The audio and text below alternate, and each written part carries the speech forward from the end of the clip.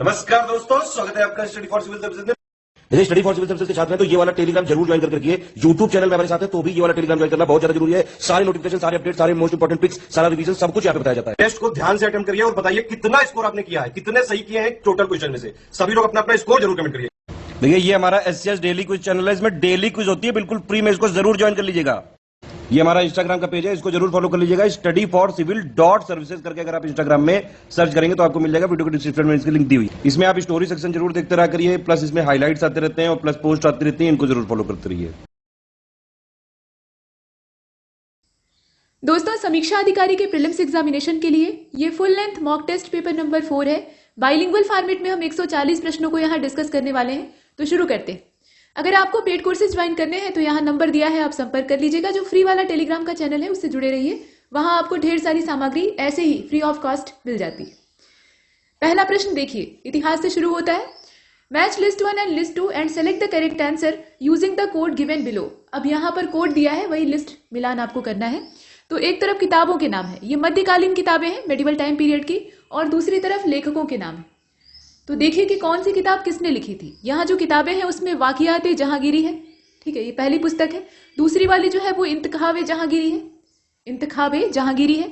इसके बाद दबिस्तान-ए मजाहिब है, और लास्ट में है जफरनामा-ए आलमगीरी। तो आपको मिलान करना है कौन से किस लेखक से मिलेगी। अब यहाँ मोहसिन फानी का नाम है, शेख अब्दुल वहाब का नाम है, आकिल खां रजी का नाम है, इसके अलावा मोहम्मद हादी का नाम है।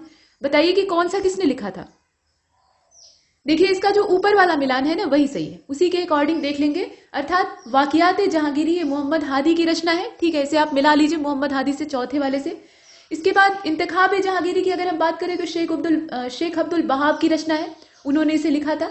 दबिस्तान-ए-मजाहिब जो है ये मोहसिन फानी के द्वारा लिखा गया है, और जो आलमगीरी वाली बुक आप देख रहे हैं, मतलब जफरनामा-ए आलमगीरी, वो आकिल खां रजी के द्वारा लिखा गया है। ऐसे इसका है, तो ए वाला आंसर हो जाएगा। नेक्स्ट, इस प्रश्न में आपको गलत की तलाश करनी है। ये मैच पहले से ही है, उसमें से कोई एक गलत। कौन सा गलत है आप बताइए। एक से ज्यादा भी गलत हो सकता है, क्योंकि सी वाले ऑप्शन को आप देख रहे हैं। इसमें शाह आलम प्रथम का नाम दिया है, और शाह आलम प्रथम का नाम था मुअज्जम। ध्यान दीजिएगा, ये शाह आलम द्वितीय नहीं है, वो बक्सर वाला शाह आलम नहीं है, यहाँ पर ये पहला शाह आलम। तो इसका नाम था मुअज्जम। मोहम्मद शाह रंगीला, इसके नाम से कौन नहीं परिचित है। तो इनका वास्तविक नाम रोशन अख्तर था। जब राजगद्दी पर ये बैठते हैं तो अपना अच्छा सा नाम रख लेते हैं। और आलमगीर द्वितीय का नाम अजीजुद्दीन था। तो इसमें से आपको ये बताना है कि इनकरेक्ट कौन सा है। कोई भी गलत नहीं है, जितने हैं वो सभी सही है। हो सकता है कि आपको ये वाला गलत लग रहा हो, लेकिन ये भी ठीक है। देखिए मुअज्जम ये बहादुर शाह प्रथम का मूल नाम था, और बहादुर शाह प्रथम का ही एक अन्य नाम है शाह आलम प्रथम, ठीक है। तो इस प्रकार से हम इन्हें देखते हैं, तो ये सभी सही है। इसके बाद अगले वाले को देखते हैं। प्रश्न संख्या 3 में लिस्ट 1 को लिस्ट 2 से आपको मिलान करना है। एक तरफ स्टेट्स दी हुई है, दूसरी तरफ डायनेस्टी दी है। ये बहमनी साम्राज्य आप देख रहे हैं, जो कि विजयनगर साम्राज्य के समांतर दक्षिण भारत में विकसित हुआ था। दोनों में प्रतिद्वंदिता थी, आप सभी जानते हैं। तो यहाँ बीजापुर राज्य है, मतलब बीजापुर जो स्टेट है उसकी बात हो रही है। अहमदनगर है, बरार है, और गोलकुंडा है। अब यहाँ राजवंश कौन सा शासन कर रहा था। जैसे निजाम शाही आप देख रहे हैं, कुतुब शाही है, आदिल शाही है, और इमाद शाही है। तो मिलान करके जरा बताइएगा जल्दी से। देखिए इसका जो सही मिलान है ना वो बी वाला हो जाएगा। तीसरा पहला, चौथा दूसरा, उसी के अकॉर्डिंग इसको मिला लेंगे। बीजापुर से आप किसको मिलाएंगे। ऑब्वियस सी बात है आदिल शाही। और ऐसी जो लिस्ट मैचिंग वाले क्वेश्चन होते हैं उसमें सुविधा ये होती है कि कम से कम 2 अगर आपको पता है तो बहुत संभावना है कि आप उत्तर तक पहुंच जाएंगे, और कभी कभी तो एक ही सही जानकारी होने पर आप पूरा उत्तर प्राप्त कर लेते हैं। तो ये एलिमिनेशन मेथड है। फिलहाल इसमें देख लेते हैं। बीजापुर की आदिल शाही हो गई, अहमदनगर की निजाम शाही हो गई। अहमदनगर से आप किसको मिलाएंगे, निजाम शाही को मिलाएंगे। और बरार से किसको मिलाइएगा, तो बरार से मिला लीजिए इमाद शाही को। यहाँ इमद शाही लिखा हुआ है तो ये इमाद शाही है असल में। और गोलकुंडा से मिला लीजिए कुतुब शाही को। इस प्रकार से हमने इसे देखा। तो इसका करेक्ट आंसर क्या होगा, बी वाला। नेक्स्ट, प्रश्न में पूछा गया कि लिस्ट 1 और लिस्ट 2 को मिलाने के बाद कौन सा कोड इसमें से सही होगा। तो लिस्ट 1 में संतों के नाम है, यानी महापुरुष हैं ये लोग, और इनकी जन्म स्थली कहां पर थी, ये कहां पर पैदा हुए थे, वो दिया हुआ है। हालांकि कुछ इसमें से ऐसे व्यक्ति हैं जिनके जन्म स्थान के बारे में विवाद है, लेकिन जो ज्यादा प्रचलित है या सर्वमान्य है उसी को हम लोग यहाँ लिखेंगे और देखेंगे। तो संत रामानंद का नाम है, ठीक है, रामानंद का नाम है। दादू दयाल का नाम, ये कबीरदास जी के शिष्य थे, ठीक है। इसके बाद तुलसीदास है, माधवाचार्य है। अब यहाँ देखिए रामानंद की जन्मस्थली थी। अब यहाँ मिलान आपको करना होगा। तो देखिए राजापुर बांदा दिया है, अहमदाबाद दिया है, उडुपी दिया है, और काशी दिया है। मैच करके देखिए। देखिए, संत रामानंद जो है ये काशी में जन्मे थे, इनका जन्म स्थान काशी था और कर्म क्षेत्र भी मोटे तौर पे काशी क्षेत्र ही था। इसके अलावा दादू दयाल को अगर आप देखें तो ये अहमदाबाद में इनका जो क्षेत्र है वो अहमदाबाद है। यहां आप मिला लीजिए, आमने सामने नहीं मिलाना था, ये नीचे वाले से मिल जाएगा। तुलसीदास को आप किससे मिलाएंगे? राजापुर बांदा से मिला लीजिए, पहुंचा दीजिए यहाँ पे। अब इनके जन्म स्थान के बारे में थोड़ा मतभेद रहता है, लेकिन बांदा वाला जो है हम लोग एक्सेप्ट करते हैं। माधवाचार्य को आप उडुपी से मिला लीजिए। तो इसका जो करेक्ट आंसर है वो इसमें से कौन सा हो जाएगा? ए वाला हो जाएगा। ए के अकॉर्डिंग हमें करना था। अगर आपको सिर्फ संत रामानंद का पता है तो बाकी आप आराम से इसमें कर सकते हैं। अगले वाले को देखते हैं। प्रश्न संख्या 5 में लिस्ट 1 को लिस्ट 2 से आपको मिलाना है। तो एक तरफ सल्तनत कालीन जो रूलर्स हैं उनके नाम दिए हैं। इसमें आप इल्तुतमिश को देख रहे हैं जो कि वास्तविक संस्थापक था दिल्ली सल्तनत का, मतलब जो मामुलुक डायनेस्टी थी वहां से शुरुआत होती है। हालांकि कुतुबुद्दीन ऐबक पहले से ही शासन कर रहा था, लेकिन वास्तविक रूल यहां से शुरू होता है। इसके बाद बलबन है, एक और प्रभावशाली शासक। अलाउद्दीन खिलजी है और मुबारक खिलजी है। अब यहाँ आप देखें मिलान किससे करेंगे? उर्वा मस्जिद भरतपुर की है, हौज ए शमशी है, हौज ए अलाई है और कसर ए लाल है। इसको लाल महल भी कहा जाता है। अब ध्यान दीजिएगा कि एक लाल महल दक्कन वाला भी है जो शिवाजी के सौजन्य से बनवाया गया था और ये दूसरा वाला है। अब मिलान करके आपको बताना है। तो देखिए इसका करेक्ट आंसर सी हो जाएगा। सी के अकॉर्डिंग इसको मिला लेंगे, अर्थात इल्तुतमिश का हो जाएगा हौज ए शमशी। ठीक है, इसे 2 वाले से मिला लीजिए। इसे साफ कर लेते हैं पहले। सी हमारा आंसर था, उसी के हिसाब से हमें काम करना था। तो इल्तुतमिश को आपने हौज ए शमसी से मिलाया। ठीक है, इसके बाद बलबन को आप किससे मिलाइएगा? तो जो कसर ए लाल लिखा है ना, इसको लाल महल भी कहा जाता है, तो ये बलबन के द्वारा बनवाया गया था। इसका अन्य नाम था कसर ए लाल। अलाउद्दीन खिलजी को आप मिला लीजिए, हौज ए अलाई। यहाँ अलाई शब्द दिया है तो आप आराम से गेस कर सकते थे कि सी का तीसरा ही होगा। और बचा हुआ है मुबारक खिलजी, तो उर्वा मस्जिद से इसको मिला लीजिए। तो इसका करेक्ट आंसर था सी वाला। इसके बाद 6वें को देखते हैं।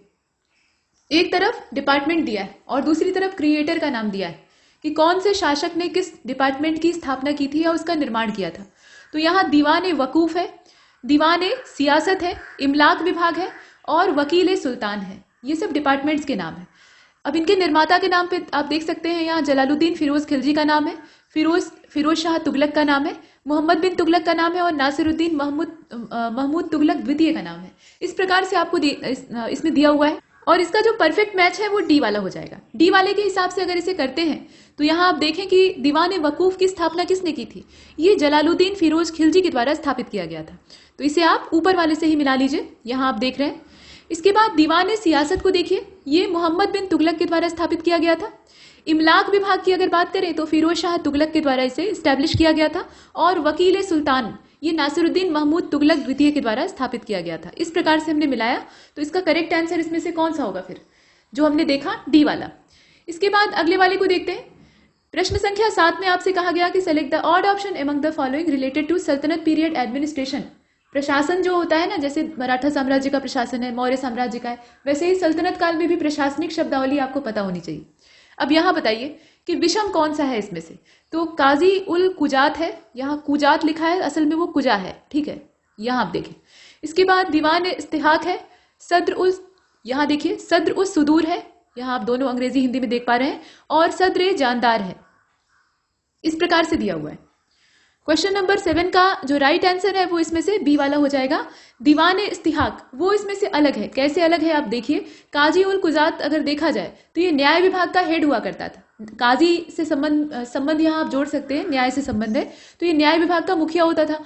दीवान इस्तिहाक ये पेंशन डिपार्टमेंट था, पेंशन वाला जितना भी काम होता था उसको देखने की ये जिम्मेदारी संभालता था। और सद्र सुदूर क्या था, ये धार्मिक विभाग का प्रमुख था। जबकि सद्र जानदार जो था ये असल में सुल्तान के जो अंगरक्षक होते थे उसमें सबसे प्रमुख होता था। तो बाकी सभी व्यक्तियों के नाम हैं, लेकिन इसमें से डिपार्टमेंट का नाम कौन सा है? एकमात्र दीवान इस्तिहाक ये जो है ये विभाग है और बाकी जो है वो उसके पदाधिकारी कहे जा सकते हैं। इसके बाद क्वेश्चन नंबर 8 को देखते हैं। यहाँ ट्रेवलर का नाम दिया है और रिलेटेड रूलर्स के नाम दिए हुए हैं। तो मेगस्थनीज इसका संबंध है चंद्रगुप्त द्वितीय के शासनकाल से, मतलब उस समय ये आया था। वेनसांग जो है ये चंद्रगुप्त मौर्य के शासनकाल में आया था, ऐसा दिया हुआ है।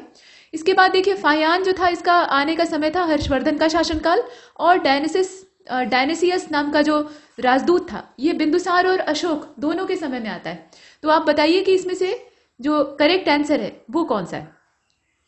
देखिए क्वेश्चन नंबर 8 का जो करेक्ट आंसर है वो डी वाला हो जाएगा। बाकी सभी इसमें उल्टे सीधे लिखे हुए हैं, यही एकमात्र सही है। मेगस्थनीज आप जानते हैं कि इसकी इंडिका जो है वो चंद्रगुप्त मौर्य के समय की पूरी जो मौर्य वंशावली है उसके बारे में जानकारी देती है, पूरा प्रशासन वहां से मालूम होता है। इसके बाद वेनसांग का जो यात्रा वृतांत है वो सीयू की है, और ये किस समय आया था? ये हर्षवर्धन के समय में आया था। फाह्यान का जो समय था वो चंद्रगुप्त विक्रमादित्य यानी चंद्रगुप्त द्वितीय का था। डायनोसियस का सही है, वो ध्यान दीजिएगा कि बिंदुसार के समय में भी आया था और अशोक के समय में भी आया था। इसके बाद अगले वाले को देखते हैं। क्वेश्चन नंबर 9 में ऑड वन आपको सेलेक्ट करना है, तो ऑड वन आउट वाला इसमें देखिए कौन सा है। गोविंद देव मंदिर राजा टोडरमल, फिरोज शाह का मकबरा मोहम्मद बिन तुगलक, काली मस्जिद खान जहां जुनैन शाह और खिड़की मस्जिद इब्राहिम लोदी। तो बताइए, देखिए इसका सी हो जाएगा। इसमें करेक्ट आंसर क्या होगा? काली मस्जिद वाला जो ऑप्शन है वही एकमात्र इसमें सही है। गोविंद देव मंदिर ये राजा मानसिंह के सौजन्य से बना था। फिरोज शाह का मकबरा ये खान जहां जुनैन शाह जो था उसके सौजन्य से बना था। काली मस्जिद ये जुनैन शाह के द्वारा ही बनवाई गई थी, और इसके अलावा खिड़की मस्जिद को अगर आप देखें तो वो भी जुनैन शाह के द्वारा ही बनवाया गया था। इस प्रकार से है, इसमें जो गोविंद देव वाला है वो भी गलत है और बाकी सभी गलत है, सिर्फ यही सही। इसके बाद आगे बढ़ते हैं, अगले वाले को देखते हैं। प्रश्न संख्या 10 में आपसे कहा गया कि सही विकल्प का चयन कीजिएगा। तो गुप्त राजवंश के जो प्रशासनिक अधिकारी थे उनसे संबंधित यहाँ उनके नामों के अर्थ दिए हैं, मतलब उनका जो पद होता था वो असल में वास्तविक समय में किस नाम से जाना जाता है? तो महाबलाधिकृत, ये जो पद था ये असल में सेनापति का होता था। ठीक है, ध्यान दीजिएगा कि यहाँ गुप्त राजवंश के समय की बात हो रही है। और चौरोदनिक नाम का जो अधिकारी होता था ये असल में दान विभाग का प्रमुख होता था, या प्रधान आप कह सकते हैं। अग्रहारिका जो होते थे, यानी अग्रहारी किन्हें कहा जाता था, तो ये शिक्षा और धर्म के मामले देखते थे। और विनय स्थिति नाम का जो यहाँ पदाधिकारी होता था वो असल में गुप्तचर विभाग का हेड हुआ करता था। तो आप बताएं कि इसमें से सही कौन सा है? कोई एक ही सही होगा, ये देखकर भी स्पष्ट मालूम हो रहा है, और वो ऊपर वाला है। नाम से थोड़ा सा आप अर्थ निकालने की कोशिश कर सकते हैं। बल का उपयोग कहाँ है? सेना में है, रक्षा में है। तो महाबलाधिकृत यानी उसके पास बहुत सारा बल है और उसके लिए वो अधिकृत है, तो ऐसा कौन होगा? सेनापति ही होगा। तो यही एकमात्र इसमें सही है। एक ही सही चुनना था आपको, तो ऊपर वाला सही। बाकी अगर आप देखें तो जो चौरोदैनिक होता था ये गुप्तचर विभाग का प्रधान होता था। चोर, डकैत, लूट या हत्या, इस प्रकार के जो मामले होते थे उनकी इन्वेस्टिगेशन करने का काम, इसके अलावा जितने भी अनैतिक घटनाएं होती थी उसकी जांच पड़ताल करने का काम और सुराग लगाने का काम, ये सब गुप्तचर विभाग करता है, तो वो ये करता था। और विनय स्थिति जो होता था ये शिक्षा और धार्मिक मामलों का प्रधान होता था, जबकि अग्रहारी की ये दान विभाग का हेड हुआ करता था। तो ये स्थिति है, फिलहाल ए वाला सही। इसके बाद क्वेश्चन नंबर 11 को देखिएगा, इसमें महाजनपद का नाम दिया है और कैपिटल्स दे रखी है। ऐसे प्रश्न हर बार बनते हैं। तो देखिए यहाँ पांचाल महाजनपद है, अश्मक है, मत्स्य है और कंबोज है। ये महाजनपदों के नाम है। 6वीं शताब्दी ईसा पूर्व के आसपास का जो समय था। राजधानी के तौर पे आप देखें, पंचाल की राजधानी अहिछत्र है, ठीक है। अश्मक की राजधानी जनकपुरी है, ध्यान दीजिएगा। और मत्स्य की राजधानी विराटनगर है, जबकि कंबोज की राजधानी राजापुर है। यहाँ राजपुर लिखा है, वो राजापुर हो जाएगा। तो आप बताएं कि इसमें से गलत कौन सा है। स्पष्ट देखकर मालूम हो रहा है कि अश्मक, जो कि दक्षिण भारत का एकमात्र महाजनपद था, उसकी राजधानी पैठन, पोतन या प्रतिष्ठानपुर इसको कहा जाता था, वो थी। यहाँ जनकपुरी कहाँ से आ जाएगा? बाकी जितने हैं वो सभी सही। इसके बाद अगले वाले को देखते हैं। प्रश्न संख्या 12 में मंदिर दिया है और स्थान दिया है। तो राजराजेश्वर मंदिर है, और एक चीज इसमें और लिखी हुई है कि निम्नलिखित जो मंदिर दिए हुए हैं उसमें से कौन सा शैव धर्म से संबंधित प्रमुख मंदिरों में शामिल नहीं है, ठीक है। तो राजराजेश्वर मंदिर तंजौर तमिलनाडु, विरूपाक्ष मंदिर हम्पी कर्नाटक, विश्वनाथ मंदिर वाराणसी, ठीक है। एक खजुराहो वाला भी विश्वनाथ मंदिर है, ध्यान दीजिएगा। लेकिन यहाँ जो काशी विश्वनाथ हैं, भोले शंकर, उनकी बात हो रही। और जगन्नाथ मंदिर पुरी, ओडिशा। तो आप बताइए कि इसमें से गलत कौन सा है, मतलब शामिल कौन सा नहीं है, असल में ये बताना है। प्रश्न संख्या 12 को आप देख पा रहे हैं, और इसका जो करेक्ट आंसर है यहाँ ध्यान से देखिएगा, डी वाला हो जाएगा, जगन्नाथ मंदिर, ठीक है। जगन्नाथ मंदिर ये भगवान जगन्नाथ यानी भगवान विष्णु के एक अवतार का मंदिर है, ठीक है। बाकी जितने हैं वो शैव मंदिर हैं। यहाँ जो जगन्नाथ मंदिर है ये भगवान जगन्नाथ, जो कि भगवान विष्णु के एक अवतार है, मतलब यहाँ बलभद्र और सुभद्रा के साथ वो निवास करते हैं। तो ये आपने देखा, ये इसमें से विषम हो जाएगा। इसके बाद क्वेश्चन नंबर 13 को देखते हैं। जैन ग्रंथ दिया है और ऑथर्स के नाम यानी उसके जो रचनाकार है वो दिए हुए हैं। मिलान आपको करना है, ये मिला नहीं है पहले से, ठीक है। तो लिस्ट आपको मिलानी है। कल्प सूत्र है, परिशिष्ट पर्वन है, द्रव्य संग्रह है और श्लोक वर्तिक है। देख रहे हैं आप, नेमीचंद, हेमचंद, विद्यानंद स्वामी और भद्रबाहु, इस प्रकार से यहाँ जो जैन विद्वान है, या आप कह सकते हैं कि यहाँ दार्शनिक कहे जा सकते हैं, दार्शनिक प्राय किताबें पहले लिखने का काम करते थे, तो उन्होंने इसे लिखा है। मिलान करके बताइएगा, इसमें से आपको विकल्प चुनना है। देखिए इसका जो करेक्ट आंसर है, देखिए कल्प सूत्र जो है ना, ये भद्रबाहु के द्वारा लिखा गया है, तो इसको आप सीधा चौथे से मिला लीजिए। अब ध्यान से देखिए कि इस पूरे विकल्प में चौथा आपको सिर्फ ए के ऑप्शन में कहाँ मिल रहा है, पहले वाले में मिल रहा है। इसका करेक्ट आंसर ए हो जाएगा। सिर्फ एक अगर आपको पता हो तो आप आराम से एलिमिनेट कर सकते हैं। बाकी अगर आप देखें तो परिशिष्ट पर्वन ये हेमचंद्र के द्वारा लिखा गया है, द्रव्य संग्रह ये नेमीचंद्र का है। श्लोक वार्तिक जो है वो विद्यानंद स्वामी का है। जो शब्द आपने नहीं सुने हैं या जो ग्रंथों के नाम आप नहीं जानते हैं तो उसको आप एक कॉपी पे नोट कर सकते हैं यहाँ पे, इससे आपकी जानकारी बढ़ेगी। इसके बाद क्वेश्चन नंबर 14 को देखिएगा। यहाँ कहा गया कि निम्नलिखित में से कौन सा शासक बुद्ध का शिष्य नहीं रहा है, मतलब गौतम बुद्ध का शिष्य नहीं रहा है, और निम्नलिखित में से कौन सा शासक बौद्ध धर्म का संरक्षक राजा ही नहीं रहा है। प्राचीन समय में ये जो मौर्य वंश का पूरा दौर हम देखते हैं, इसके बाद गुप्त काल में भी वही स्थिति रहती है, तो इस समय बौद्ध धर्म को संरक्षण देने वाले बहुत से राजा हुए। अब इसमें से कौन सा ऐसा था जो कि बौद्ध धर्म का संरक्षक नहीं रहा है, ये दोनों चीजें आपको बतानी। तो अजातशत्रु और उदयन का नाम इसमें दिया हुआ है, प्रसेनजीत और प्रद्योत चंड प्रद्योत का नाम दिया है, मल्लसेन और कनिष्क द्वितीय का नाम दिया है, जबकि महाकश्यप और हर्षवर्धन का भी नाम इसमें शामिल है। तो आप बताइए। देखिए 14 का जो राइट आंसर है वो सी हो जाएगा। सी वाले को आप देख रहे हैं, मल्लसेन। ठीक, मल्लसेन ये बुद्ध के शिष्य के तौर पर नहीं देखे जाते हैं, और कनिष्क द्वितीय जो था ये बौद्ध धर्म का संरक्षक राजा नहीं था। बाकी अगर आप देखें तो बुद्ध के शिष्य में शामिल होने वाले राजाओं में बिंबिसार था, हर्यक डायनेस्टी का, उसके अलावा उसका बेटा था अजातशत्रु, प्रसेनजीत भी ये बौद्ध धर्म से संबंधित थे, मतलब बुद्ध के शिष्य बन गए थे, और महाकश्यप की भी यही स्थिति थी। जबकि बौद्ध धर्म के संरक्षक राजाओं को अगर आप देखें तो उसमें हर्षवर्धन का नाम तो एकदम टॉप पे रहता है, उसके अलावा उदयन, प्रद्योत और कनिष्क के द्वारा संरक्षण दिया गया था, लेकिन चूंकि यहाँ कनिष्क द्वितीय लिखा है तो वो इससे बाहर है। क्वेश्चन नंबर 15 को देखते हैं। यहाँ पूछा गया कि इसमें से विषम कौन सा है, आप बताइए। तो देखिए इसमें यजुर्वेद का दिया है, मतलब कौन से वेद का कौन सा ब्राह्मण ग्रंथ है ये आपको इसमें से देखना होगा। तो यजुर्वेद का ब्राह्मण ग्रंथ शतपथ ब्राह्मण है। ठीक है, शतपथ ब्राह्मण ये यजुर्वेद से संबंधित है। मुंडकोपनिषद ये सामवेद से संबंधित है। छांदोग्य आरण्यक जो कि अरण्य में एकांत में बैठकर रचे जाते थे, उनको आरण्यक कहा जाता था। तो ये जो छांदोग्य आरण्यक है ये अथर्ववेद से संबंधित है, और ऋग्वेद से शिल्प वेद का संबंध है, शिल्प वेद का संबंध है। तो आप बताएं कि इसमें से विषम कौन सा है। 15 इसका ए हो जाएगा। ए वाला विषम इसलिए है क्योंकि यहाँ यजुर्वेद और शतपथ ब्राह्मण का कॉम्बिनेशन जोड़ा है, वो सही है। बाकी अगर आप देखें तो सभी गलत है। जैसे सामवेद का छांदोग्य आरण्यक से संबंध होगा और यहाँ क्या किया है, मुंडकोपनिषद से जोड़ दिया है, तो ये गलत हो गया है। उसी प्रकार से अथर्ववेद का मुंडकोपनिषद से संबंध है। ठीक, मुंडकोपनिषद के नाम से आप सभी वाकिफ हैं, तो उसका संबंध किससे है, अथर्ववेद से है। और ऋग्वेद से यहाँ कोई शिल्प वेद का कनेक्शन ही नहीं है। ऋग्वेद से किसका संबंध है, उपवेद के तौर पे अगर हम देखें तो आयुर्वेद का संबंध है। तो इसमें से सिर्फ पहला वाला ही सही है। इसके बाद क्वेश्चन नंबर 16 को देखिए। निम्नलिखित में से सही विकल्प का आपको चयन करना है। तो ऋग्वैदिक काल की जो नदियां हैं उनका प्राचीन नाम मतलब ऋग्वैदिक नाम दिया है, और उनका आधुनिक नाम दिया है। अब इसमें आपको सिलेक्ट करना है सही कौन सा है। तो परुष्णी ये नाम झेलम का था, वितस्ता ये सतलज का नाम था, सदानीरा गंडक को कहा जाता था, और शतुद्री ये रावी को कहा जाता था। ऐसा दिया है, बताइए सही कौन सा है। तो इसमें साफ साफ आपको दिखाई दे रहा है सही कौन सा है, सी वाला। सदानीरा ये गंडक को कहा जाता था, बाकी जितने हैं वो सभी, इसमें हमेशा उस समय पानी रहता था, मतलब जल की कभी भी कमी नहीं होती थी, इस वजह से इसे सदानीरा कहा जाता था। बाकी जितने हैं उनमें समस्या है। जैसे आप जानते हैं कि परुष्णी जो है वो रावी को कहा जाता है। दशराग ये युद्ध ये रावी नदी यानी परुष्णी नदी के तट पे लड़ा गया था। और हाइडेस्पीच का जो युद्ध था सिकंदर और महाराज पुरुषोत्तम के बीच में लड़ा गया था, वो झेलम यानी वितस्ता के तट पे लड़ा गया था। तो झेलम का नाम क्या है, वितस्ता है। और शतुद्री ये सतलज को कहा जाता है। इस प्रकार से स्थिति है। इसके बाद क्वेश्चन नंबर 17 को देखते हैं।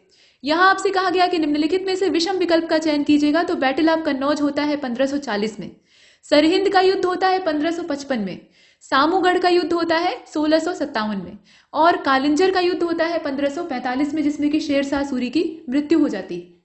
अब आप बताइए।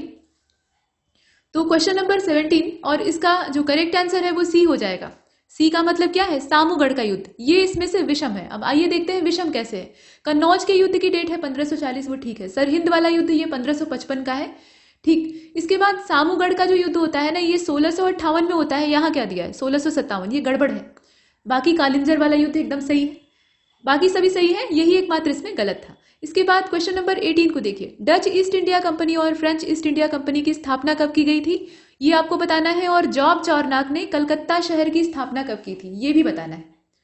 यहाँ 3 चीजें पूछी गई, तो इसमें से आप 3-3 का जो पेयर दिया है डेट का, चुनिए उसमें से कौन सा होगा। अब देखिए क्वेश्चन नंबर 18 का जो राइट आंसर है वो इसमें से बी वाला हो जाएगा। बी वाले के हिसाब से देख लेते हैं। अर्थात 1602 में डच ईस्ट इंडिया कंपनी जो है वो स्टैब्लिश होती है। 1664 में सबसे बाद में फ्रांसीसी आते हैं। ये सरकारी कंपनी थी, जब राजा की अनुमति मिलती है तब ये लोग आते हैं। तो 1664 में फ्रांसीसी ईस्ट इंडिया कंपनी जो है वो स्टैब्लिश की जाती है और 1690 में जॉब चारनाक के द्वारा कलकत्ता शहर की नींव डाली जाती है। अगले प्रश्न की ओर चलते हैं और अगला प्रश्न यानी प्रश्न संख्या 19 में गलत आपको चुनाव करना है। तो वास्को डी गामा जब दूसरी बार भारत आता है तो वो डेट थी 1501 की, पहली बार जो आया वो तो सभी जानते हैं। और अंग्रेजी व्यापारिक company merchant adventures, east India company का ही लंबा सा नाम है तो उसमें से छोटा सा यहाँ टुकड़ा लिया गया है। मर्चेंट एडवेंचर्स की स्थापना 1599 में की गई थी, 1599 में की गई थी, ऐसा दिया है। और तीसरे वाले में कहा गया कि जो पुर्तगीज गवर्नर था अल्फांसो डी अल्बुकर्क, ये भारत आता है 1502 में। तो आप बताइए कि इसमें से गलत कौन सा है।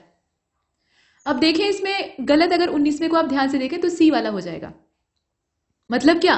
तीसरा, वास्को डी गामा भारत में दूसरी बार आता है 1501 में, ठीक बात है। 1503 में पुर्तगाली governor Alfonso de Albuquerque Bharat में आता है और यहाँ क्या दिया है? 1502 दिया है।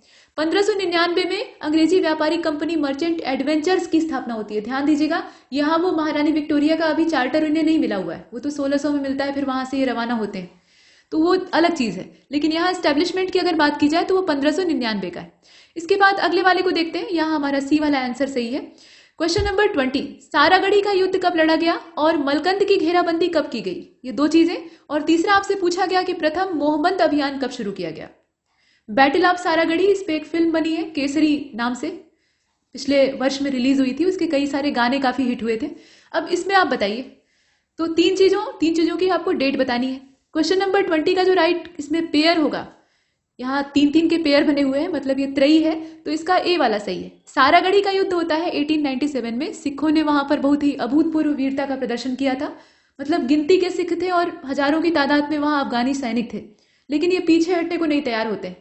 जाबाजी के साथ लड़ते हैं और शहीद हो जाते हैं, लेकिन अपने पैर पीछे नहीं खींचते, जबकि ब्रिटिशों की ओर से आदेश आया था कि हट जाओ वहां से, लेकिन ये नहीं हटते। तो 1897। इसके बाद देखिए मलकंद की घेराबंदी जो है वो भी 1897 की ही है। 1898 में क्या होता है?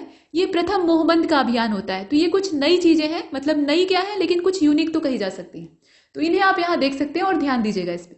इसके बाद अगले वाले को देखते हैं, क्वेश्चन नंबर 21, निम्नलिखित में से किस युद्ध में ब्रिटिश ईस्ट इंडिया कंपनी विजेता नहीं रही है? जीतने का इसका सिलसिला लगातार चलता है, लगभग अपने सारे जितने भी प्रतिद्वंदी होते हैं उन पे विजय हासिल कर लेते हैं, लेकिन किसमें वो नहीं जीते थे? तो यहाँ बैटल ऑफ किंतूर है, भूटान वार है, भूटान का युद्ध है, बैटल ऑफ नफसगढ़ है, इसके अलावा बैटल ऑफ रामनगर भी है। आप बताइए।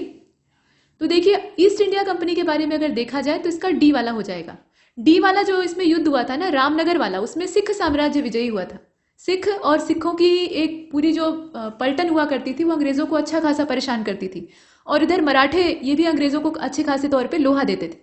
तो इसमें आप देखिए इसका डी वाला हो जाएगा। बाकी जितने युद्ध है ना, किंतूर का युद्ध ये ईस्ट इंडिया कंपनी जीत जाती है, भूटान वार में भी ये जीतते हैं, नफसगढ़ वाले में भी जीतते हैं, लेकिन यहाँ सिख साम्राज्य विजयी होता है। इसके बाद क्वेश्चन नंबर 22 को देखिए, निम्नलिखित में से किस घेराबंदी या युद्ध में मैसूर साम्राज्य विजेता नहीं रहा है? मतलब बाकी तीन जो है वहां वो जीतता है, तो वो भी आपको मालूम होना चाहिए।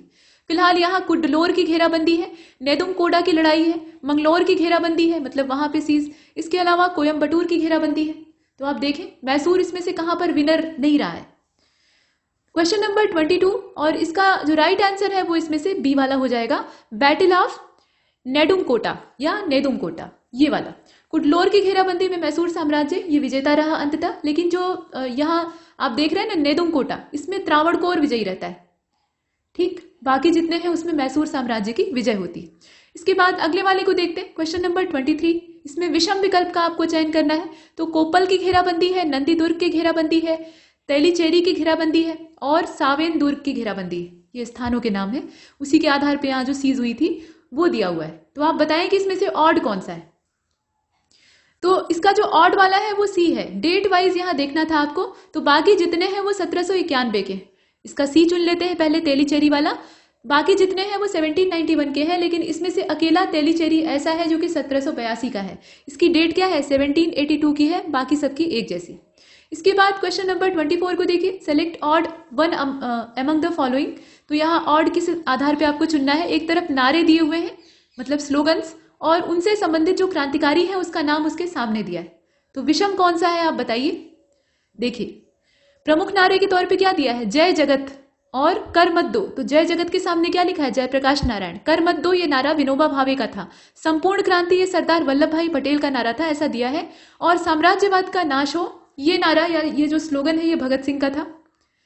अब बताइए, तो देखिए इसका डी हो जाएगा। इसमें बाकी जितने हैं वो सभी गलत हैं, एकमात्र यही भगत सिंह वाला सही है। साम्राज्यवाद का नाश हो और समाजवाद उदय हो, एक जो राष्ट्रवादी समाजवाद है उसका उदय हो, ऐसा भगत सिंह चाहते थे, उनका स्वप्न था। ठीक, तो डी वाला सही है। अगर जय जगत को देखें तो ये विनोबा भावे के द्वारा दिया हुआ स्लोगन है। कर मत दो का नारा ये सरदार वल्लभ भाई पटेल का हो गया, और संपूर्ण क्रांति का जो नारा था ये जयप्रकाश नारायण का हो गया। इस प्रकार से हमने देखा। इसके बाद क्वेश्चन नंबर 25, केंद्र दिया है और क्रांतिकारी दिए हैं, मतलब 1857 के रिवोल्ट की बात हो रही है। जब 1857 की क्रांति पर प्रश्न बनते हैं तो उसमें दो ही तरह के प्रश्न ज्यादा पूछे जाते हैं। एक तो किस जगह से किसने नेतृत्व किया था, और दूसरा क्रांति का प्रमुख केंद्र कौन सा था, मतलब क्षेत्र के आधार पे या क्षेत्र के नाम के आधार पे पूछा जाता है। कभी कभी जो दमनकारी अभियान अंग्रेजों के द्वारा चलाया गया था तो उनके कमांडर के भी नाम पूछे जाते हैं। अब इसमें आप देखिए गोरखपुर केंद्र से जो क्रांतिकारी थे उनका नाम गजाधर सिंह था, ध्यान दीजिएगा।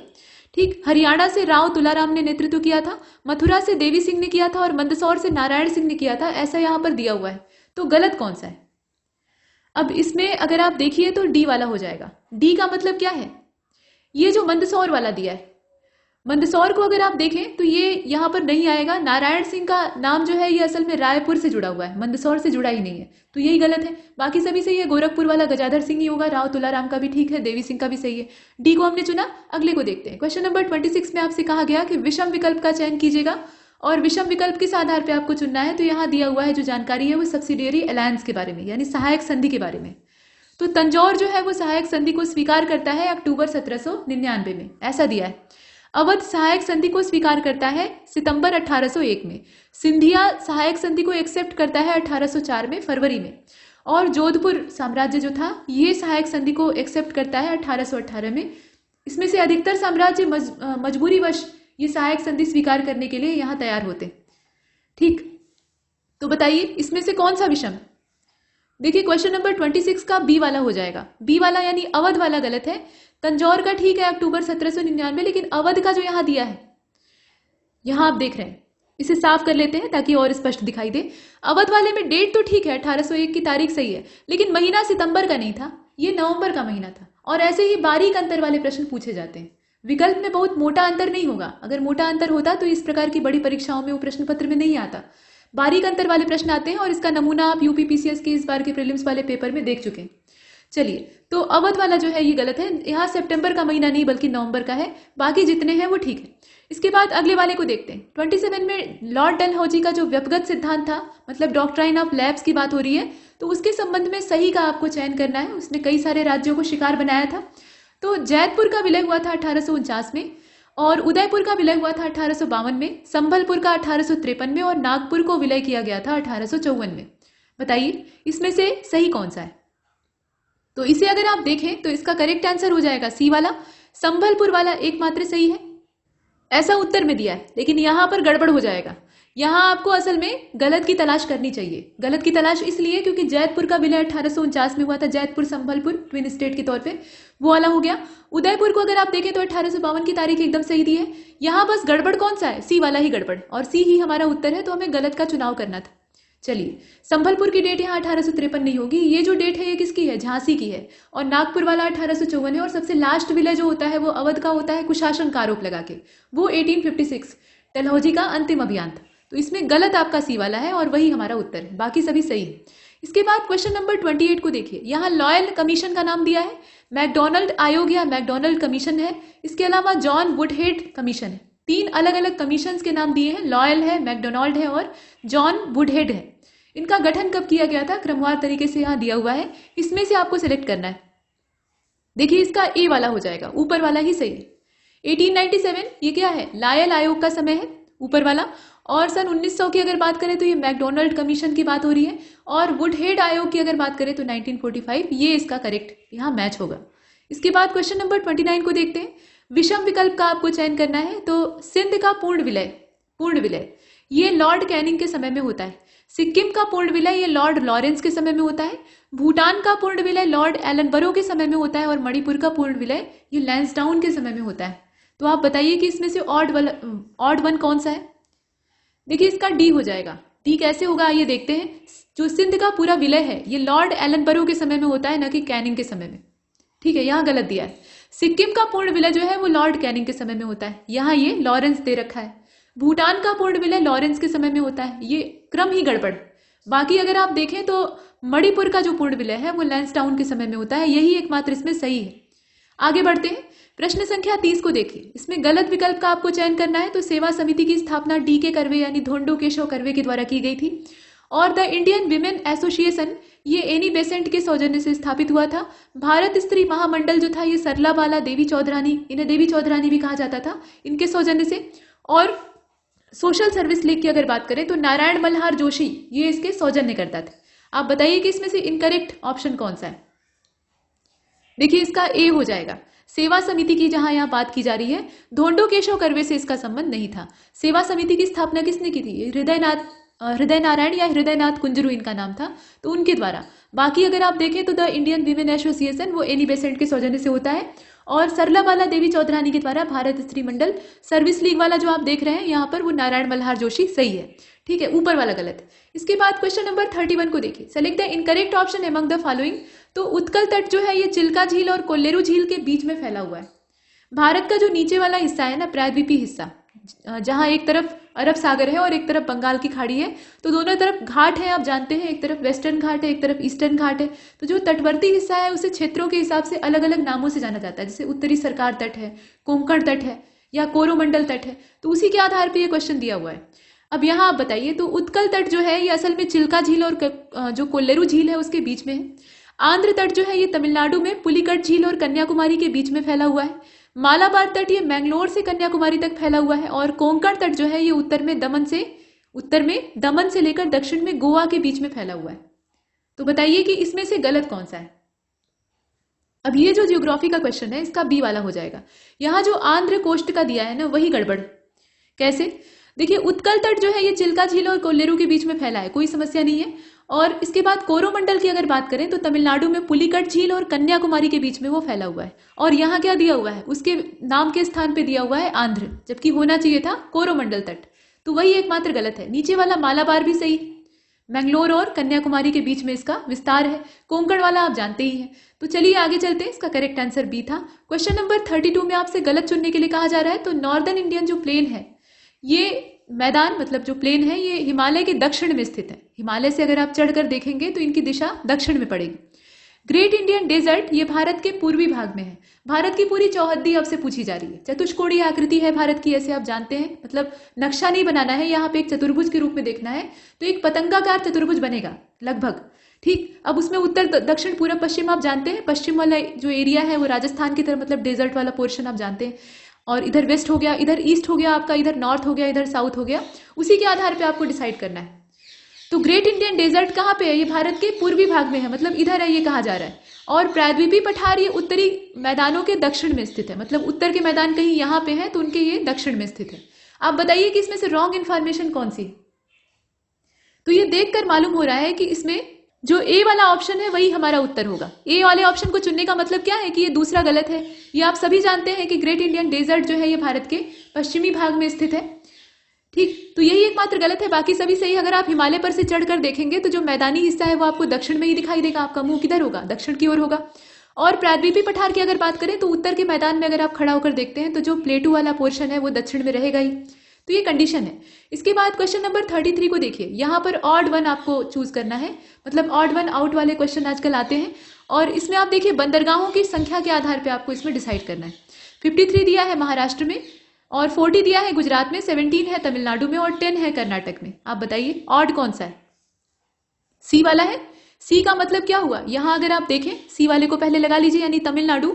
महाराष्ट्र में कितना? 53, गुजरात में 15, माफ कीजिएगा गुजरात में 40, जैसा कि यहाँ दिया हुआ है। हाँ, तमिलनाडु की अगर बात करें जिसे हमने चुना है तो यहाँ पर कितना हो जाएगा? 15 हो जाएगा और दिया है 17।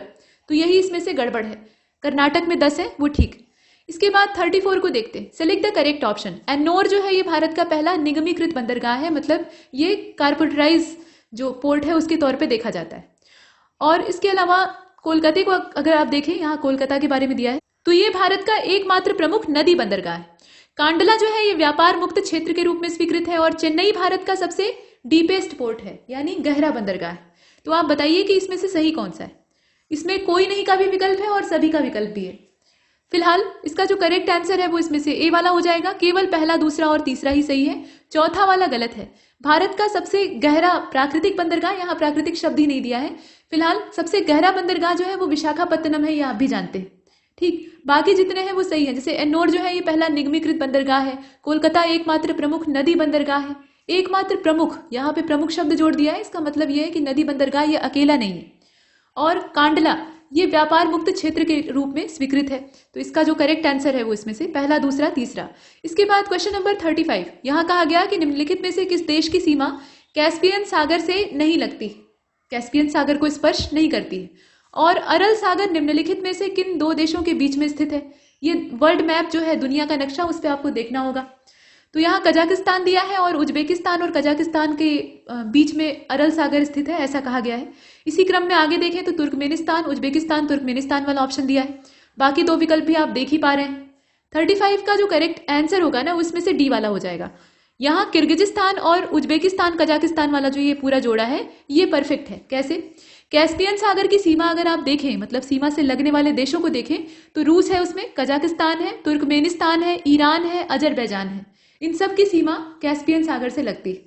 लेकिन अरल सागर को अगर देखा जाए तो उज्बेकिस्तान और कजाकिस्तान के बीच में है, तो परफेक्ट इसमें मैच होगा डी वाला। जो नहीं लगती है ना कैस्पियन सागर से, वो देखना था। इसके बाद 36 को देखिए। यहां कहा जा रहा है कि which of the following country does not border with the Black Sea, काला सागर के साथ कौन सा देश इसमें से सीमा नहीं बनाता है। And which of the following lake is not situated in north America, इसमें से कौन सी झील ऐसी है जो कि नॉर्थ अमेरिका में लोकेट नहीं करती है। तो यहाँ रोमानिया और मिशिगन लेक का नाम दिया है, बुल्गारिया और इरी झील का नाम दिया है, आर्मेनिया और टिटिकाका है, जबकि जॉर्जिया और ओंटारियो का भी ऑप्शन मौजूद है। आप बताइए इसमें से कौन सा होगा। जिनका न लगे और न मौजूद हो वही आपको बताना है। और 36 का इसीलिए करेक्ट आंसर हो जाएगा सी वाला। सी को हम चुन लेते हैं और यहाँ जरा सा इसका डिटेल देख लेते हैं। असल में काला सागर की सीमा ये आपको पता होना चाहिए, जैसे काला सागर है, भूमध्य सागर है, कैस्पियन सागर है, तो इनसे किन किन देशों की सीमाएं लगती है। साथ में ये भी मालूम होना चाहिए कि किसकी नहीं लगती है और कौन सी नदियां यहाँ आकर समाहित होती हैं, ये एक चीज और पता होनी चाहिए। तो काला सागर की सीमा रूस, यूक्रेन, रोमानिया, बुल्गारिया, तुर्की, जॉर्जिया इन सब के साथ लगती है, लेकिन आर्मेनिया के साथ नहीं लगती। ठीक है। और दूसरी चीज, जो उत्तर अमेरिका में स्थित झीलें हैं उसमें सुपीरियर है, मिशिगन है, इरी है और ओंटारियो है, लेकिन टिटिकाका उसमें शामिल नहीं है, तो इसीलिए हमने सी को चुना है। क्वेश्चन नंबर 37 में चलते हैं और इसमें आपसे कहा जा रहा है कि इनकरेक्ट ऑप्शन जल्दी से चुनकर बताइएगा। तो विष्णुप्रयाग है, कर्णप्रयाग है, रुद्रप्रयाग है। गंगा नदी का जो पूरा संरचना है, मतलब जहां से ग्लेशियर से उद्भव होता है और कौन कौन सी शाखाएं उसमें मिलकर उसकी मुख्य धारा का निर्माण करती हैं, तो उसमें कई कई जगह जहां जहां मेल होता है वहां प्रयाग बनते हैं। प्रयाग का मतलब क्या होता है? संगम, जहां मिलान हो। जैसे इलाहाबाद में है तो वहां प्रयागराज, वो संगम स्थान किस चीज का है? यमुना और गंगा वहां मिलती हैं आपस में। सरस्वती नदी कभी हुआ करती थी ऐसा माना जाता है, फिलहाल दिखाई नहीं देती है, तो ये मिलन होता है, मिलन बिंदु होता है। अब यहाँ देखिए विष्णुप्रयाग जो है इसमें अलकनंदा नदी ये धौली गंगा से जाकर मिल जाती है। ठीक है। और कर्णप्रयाग जो है उसमें अलकनंदा ये पिंडर से जाकर मिलती है, पिंडर एक नदी का नाम है। रुद्रप्रयाग में अलकनंदा भागीरथी नदी से जाकर मिलती है। तो आप बताइए कि इसमें से गलत कौन सा है? गलत इसका तीसरा वाला है। ठीक है। और तीसरा का ऑप्शन जो है वो बी वाले में मौजूद है, इसलिए पहले बी वाले को चुन लेते हैं। विष्णुप्रयाग वो स्थान है या वो ज्वाइंट सेक्शन है जहां पर अलकनंदा नदी धौली गंगा से मिलती है, तीर्थ स्थान के तौर पे इन्हें पूजा जाता है। और कर्णप्रयाग ये अलकनंदा और पिंडर का संगम है। रुद्रप्रयाग ये अलकनंदा और मंदाकिनी के बीच का संगम है, यहाँ अलकनंदा और भागीरथी दिया हुआ है। ठीक है। इसके बाद आगे चलते हैं, अगले वाले को देखिए। निम्नलिखित में से कौन सी नदी तापी की प्रमुख सहायक नदी नहीं है? दक्षिण भारत की जितनी भी नदियां हैं, जितनी मुख्य नदियां हैं, उनकी सहायिकाओं के नाम एक बार जरूर पढ़ लीजिएगा। तो इसमें आप देखिए तापी की प्रमुख सहायिका कौन सी नहीं है, आपको ये बताना है। और कृष्णा की इसमें से पूछा यह गया है कि कृष्णा नदी किस राज्य से होकर नहीं बहती है, मतलब कौन से राज्य में उसका विस्तार नहीं है। तो यहाँ देखिए वाघुर नदी और आंध्र प्रदेश दिया है, भवानी दिया है और केरल दिया है, गिरना और महाराष्ट्र, पंजारा और कर्नाटक। बताइए इसमें से कौन सा होगा? 38 का बी वाला हो जाएगा। बी का मतलब क्या हुआ? यहाँ जो भवानी रिवर है और केरल वाला राज्य का ऑप्शन दिया है वही सही है। तापी नदी की अगर सहायिकाओं की अगर बात करें तो उसमें वाघुर का नाम आता है, गिरना है, पूर्णा है, पंजारा है, ये सब नदियां हैं जो कि इसे सपोर्ट करती हैं। और कृष्णा नदी महाराष्ट्र, कर्नाटक, तेलंगाना और आंध्र इतने राज्यों से होकर गुजरती है। ये कुछ चीजें हमने देखी। इसके बाद 39 को देखते हैं। Select the odd one out among the following. तो कृष्णराज सागर बांध ये कृष्णा नदी पर है, ऐसा दिया है। नागार्जुन सागर बांध ये कावेरी पर है। इंदिरा सागर बांध ये भागीरथी पर है और बीसलपुर डैम जो है वो बनास पे है। तो इसमें आपको ये बताना है कि विषम कौन सा है, और विषम है इसका डी वाला। ठीक है, डी वाला इसमें एकमात्र अलग है, बाकी सब क्यों यहाँ अलग हो गए, मतलब गलत क्यों हो गए? तो कृष्णराज सागर बांध जो है ये सुनने में लगता है कि कृष्णा पर बनाया गया है, लेकिन असल में ये कावेरी पर स्थित है, तो ये वाला गलत हुआ। इसके बाद देखिए, नागार्जुन सागर आप जानते हैं कि ये कृष्णा पे बना है, यहाँ दिया है कावेरी, ये भी गलत हो गया। इंदिरा सागर डैम किस पर बना है? तो ये जो है ये नर्मदा पे बना है, यहाँ भागीरथी दे रखा है, तो ये भी गलत है। बीसलपुर बांध ये बनास पे बना है, ये सही। इसके बाद अगले वाले को देखते हैं, 40वें को। गलत विकल्प का आपको चयन करना है। कर्नाटक ये काली नदी हाइड्रो इलेक्ट्रिक पावर प्लांट से संबंधित है, मतलब ये जो हाइड्रो इलेक्ट्रिक पावर प्लांट है काली नदी नाम से, ये कर्नाटक राज्य में स्थित है। बाण सागर वाला जो पावर प्लांट है वो मध्य प्रदेश में है। बाली मेला हाइड्रो इलेक्ट्रिक पावर प्लांट जो है ये पश्चिम बंगाल में स्थित है। और बैरासिउल पावर प्लांट ये हिमाचल प्रदेश में स्थित है। गलत का आपको चयन करना है, तो सी वाला हो जाएगा। ठीक है, सी वाले को चुन लीजिए। कैसे? कर्नाटक में काली नदी हाइड्रो इलेक्ट्रिक पावर प्लांट है, मध्य प्रदेश में बाण सागर वाला हो गया, ओडिशा में बाली मेला हो गया, और हिमाचल में बैरासिउल हो गया। और बाली मेला यहाँ क्या कर रखा है? वेस्ट बंगाल में घुसा रखा है, तो इसलिए ये गलत हो गया। इसके बाद क्वेश्चन नंबर 41 को देखिए। यहाँ आपसे कहा गया कि कौन सी एक गेहूं की किस्म नहीं है, तो नोरिंटेन जो कि एक बौनी प्रजाति होती है, तो ये दिया हुआ है। लर्मा रोजा 64A दिया है, सोनारा दिया है, सोनारा 64, और इसमें से कोई नहीं का भी ऑप्शन है। तो ये जितनी किस्में आप देख रहे हैं ना, ये निकम्मे गेहूं की किस्में हैं, इसमें कोई भी बहुत ज़्यादा अच्छा नहीं होता है। सोनारा को अगर निकाल लिया जाए तो ये दोनों जो किस्में हैं ये खाने में बहुत अच्छी नहीं मानी जाती, मतलब ये जेनेटिक मॉडिफिकेशन के साथ बनाई गई है। लर्मा रोजा की स्थिति तो ये है कि आप आटा गूंद कर रख देंगे और उसके बाद जब रोटियां बेलना शुरू होगा तो वो इलास्टिक की तरह बढ़ेगा और उसके बाद सिकुड़ कर फिर छोटा हो जाएगा, जैसे रबर की हो, ऐसी स्थिति इसकी होती है। तो ये प्रजातियां हैं, इसमें से डी वाला ऑप्शन होगा, सभी गेहूं की है। अगले वाले को देखते हैं 42। ऑड ऑप्शन आपको सिलेक्ट करना है। तो मूंगफली की किस्म दी है पूसा RH10, ऐसा दिया है। मटर की किस्म है अपर्णा, जिसमें की पत्तियां ही नहीं होती हैं। और मक्के की किस्म है पूसा अली, जबकि अरहर की किस्म है पूसा 16। तो आप बताइए कि इसमें से विषम कौन सा है? अब इसमें अगर आप देखें ना, तो जो ए वाला है पूसा RH10 दिया हुआ है, वो असल में मूंगफली की किस्म नहीं है, बल्कि बासमती चावल की एक वेराइटी। यहाँ पर मूंगफली का नाम दे दिया है, तो ये गलत हो गया है, वही विषम है, बाकी सभी सही है। तो जो बाकी वेराइटी है वो आपको पता होनी चाहिए। अगले वाले को देखते हैं। क्वेश्चन नंबर 43 में आपसे कहा गया कि रिवर नील जो है वो इसमें से किस देश से होकर नहीं गुजरती है? अफ्रीका की नदियों को भी एक बार देख लीजिएगा। तो इसमें नील नदी के बारे में पूछा गया है, कौन से देश से वो नहीं गुजरती है, और लीना नदी जो है वो किस देश से होकर गुजरती है, ये भी आपको बताना है। तो देख लीजिए इसमें से कौन सा ऑप्शन सही होगा। इथोपिया और मंगोलिया दिया है, मेडागास्कर और रूस भी है, इरिथ्रिया और इटली है, युगांडा और मैक्सिको है। देखिए क्वेश्चन नंबर 43 का जो करेक्ट आंसर है वो बी हो जाएगा। नील नदी की अगर बात करें, पहले बी को चुन लेते हैं, मेडागास्कर और रूस यहाँ जो ऑप्शन है ना वो सही है। नील नदी की अगर बात करें तो इथोपिया, इरिथ्रिया, सूडान और युगांडा ये इसकी जद में आते हैं, लेकिन रूस या मेडागास्कर जो है वो वहां से होकर नील नदी नहीं गुजरती है। और रूस की अगर बात करें तो लीना नदी का जो क्षेत्र है वो यहाँ से गुजरता है। इस प्रकार से हमने देखा, तो इसका बी वाला ऑप्शन सही है।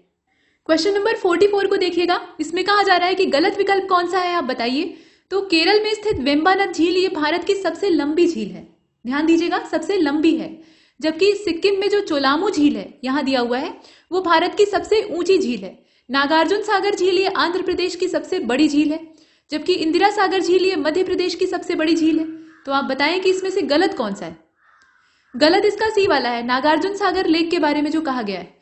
केरल की वेम्बानाथ ये भारत की सबसे लंबी झील है, ठीक है, लंबी झील है। और सिक्किम में जो चोलामू है वो भारत की सबसे ऊंची है, जबकि नागार्जुन सागर की अगर बात कीजिएगा तो वो तेलंगाना की सबसे बड़ी झील है। और यहाँ क्या दिया है, वो आंध्र की सबसे बड़ी झील है। अब विभाजन हो चुका है ना, तो तेलंगाना में चली गया है।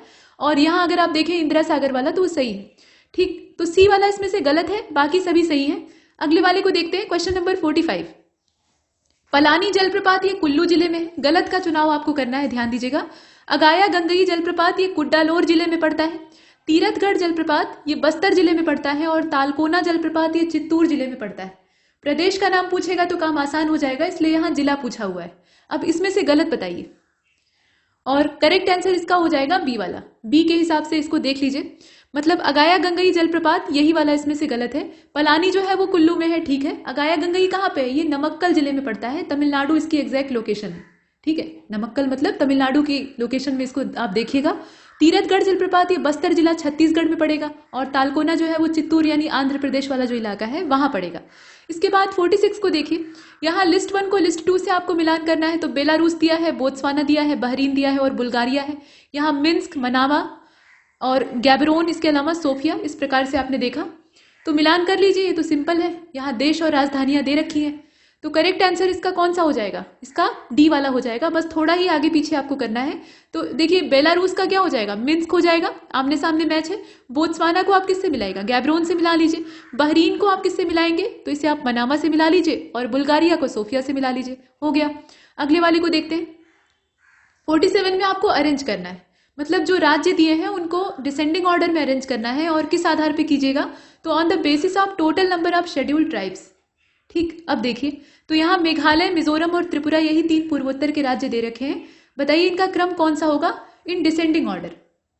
और इसका जो करेक्ट आंसर है वो इसमें से ए वाला हो जाएगा। ए के अकॉर्डिंग ही इसको मैच करेंगे या अरेंज करेंगे।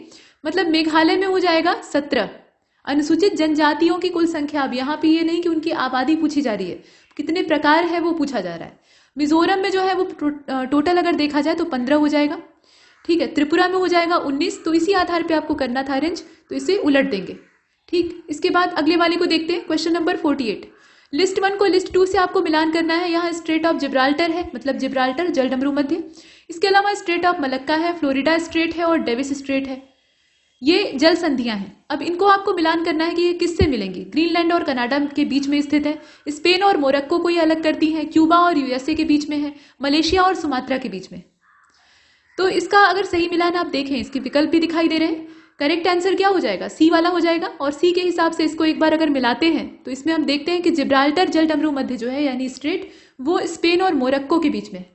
मलक्का वाला जो है वो मलेशिया और सुमात्रा के बीच में है। फ्लोरिडा वाला क्यूबा और यूएसए के बीच में है।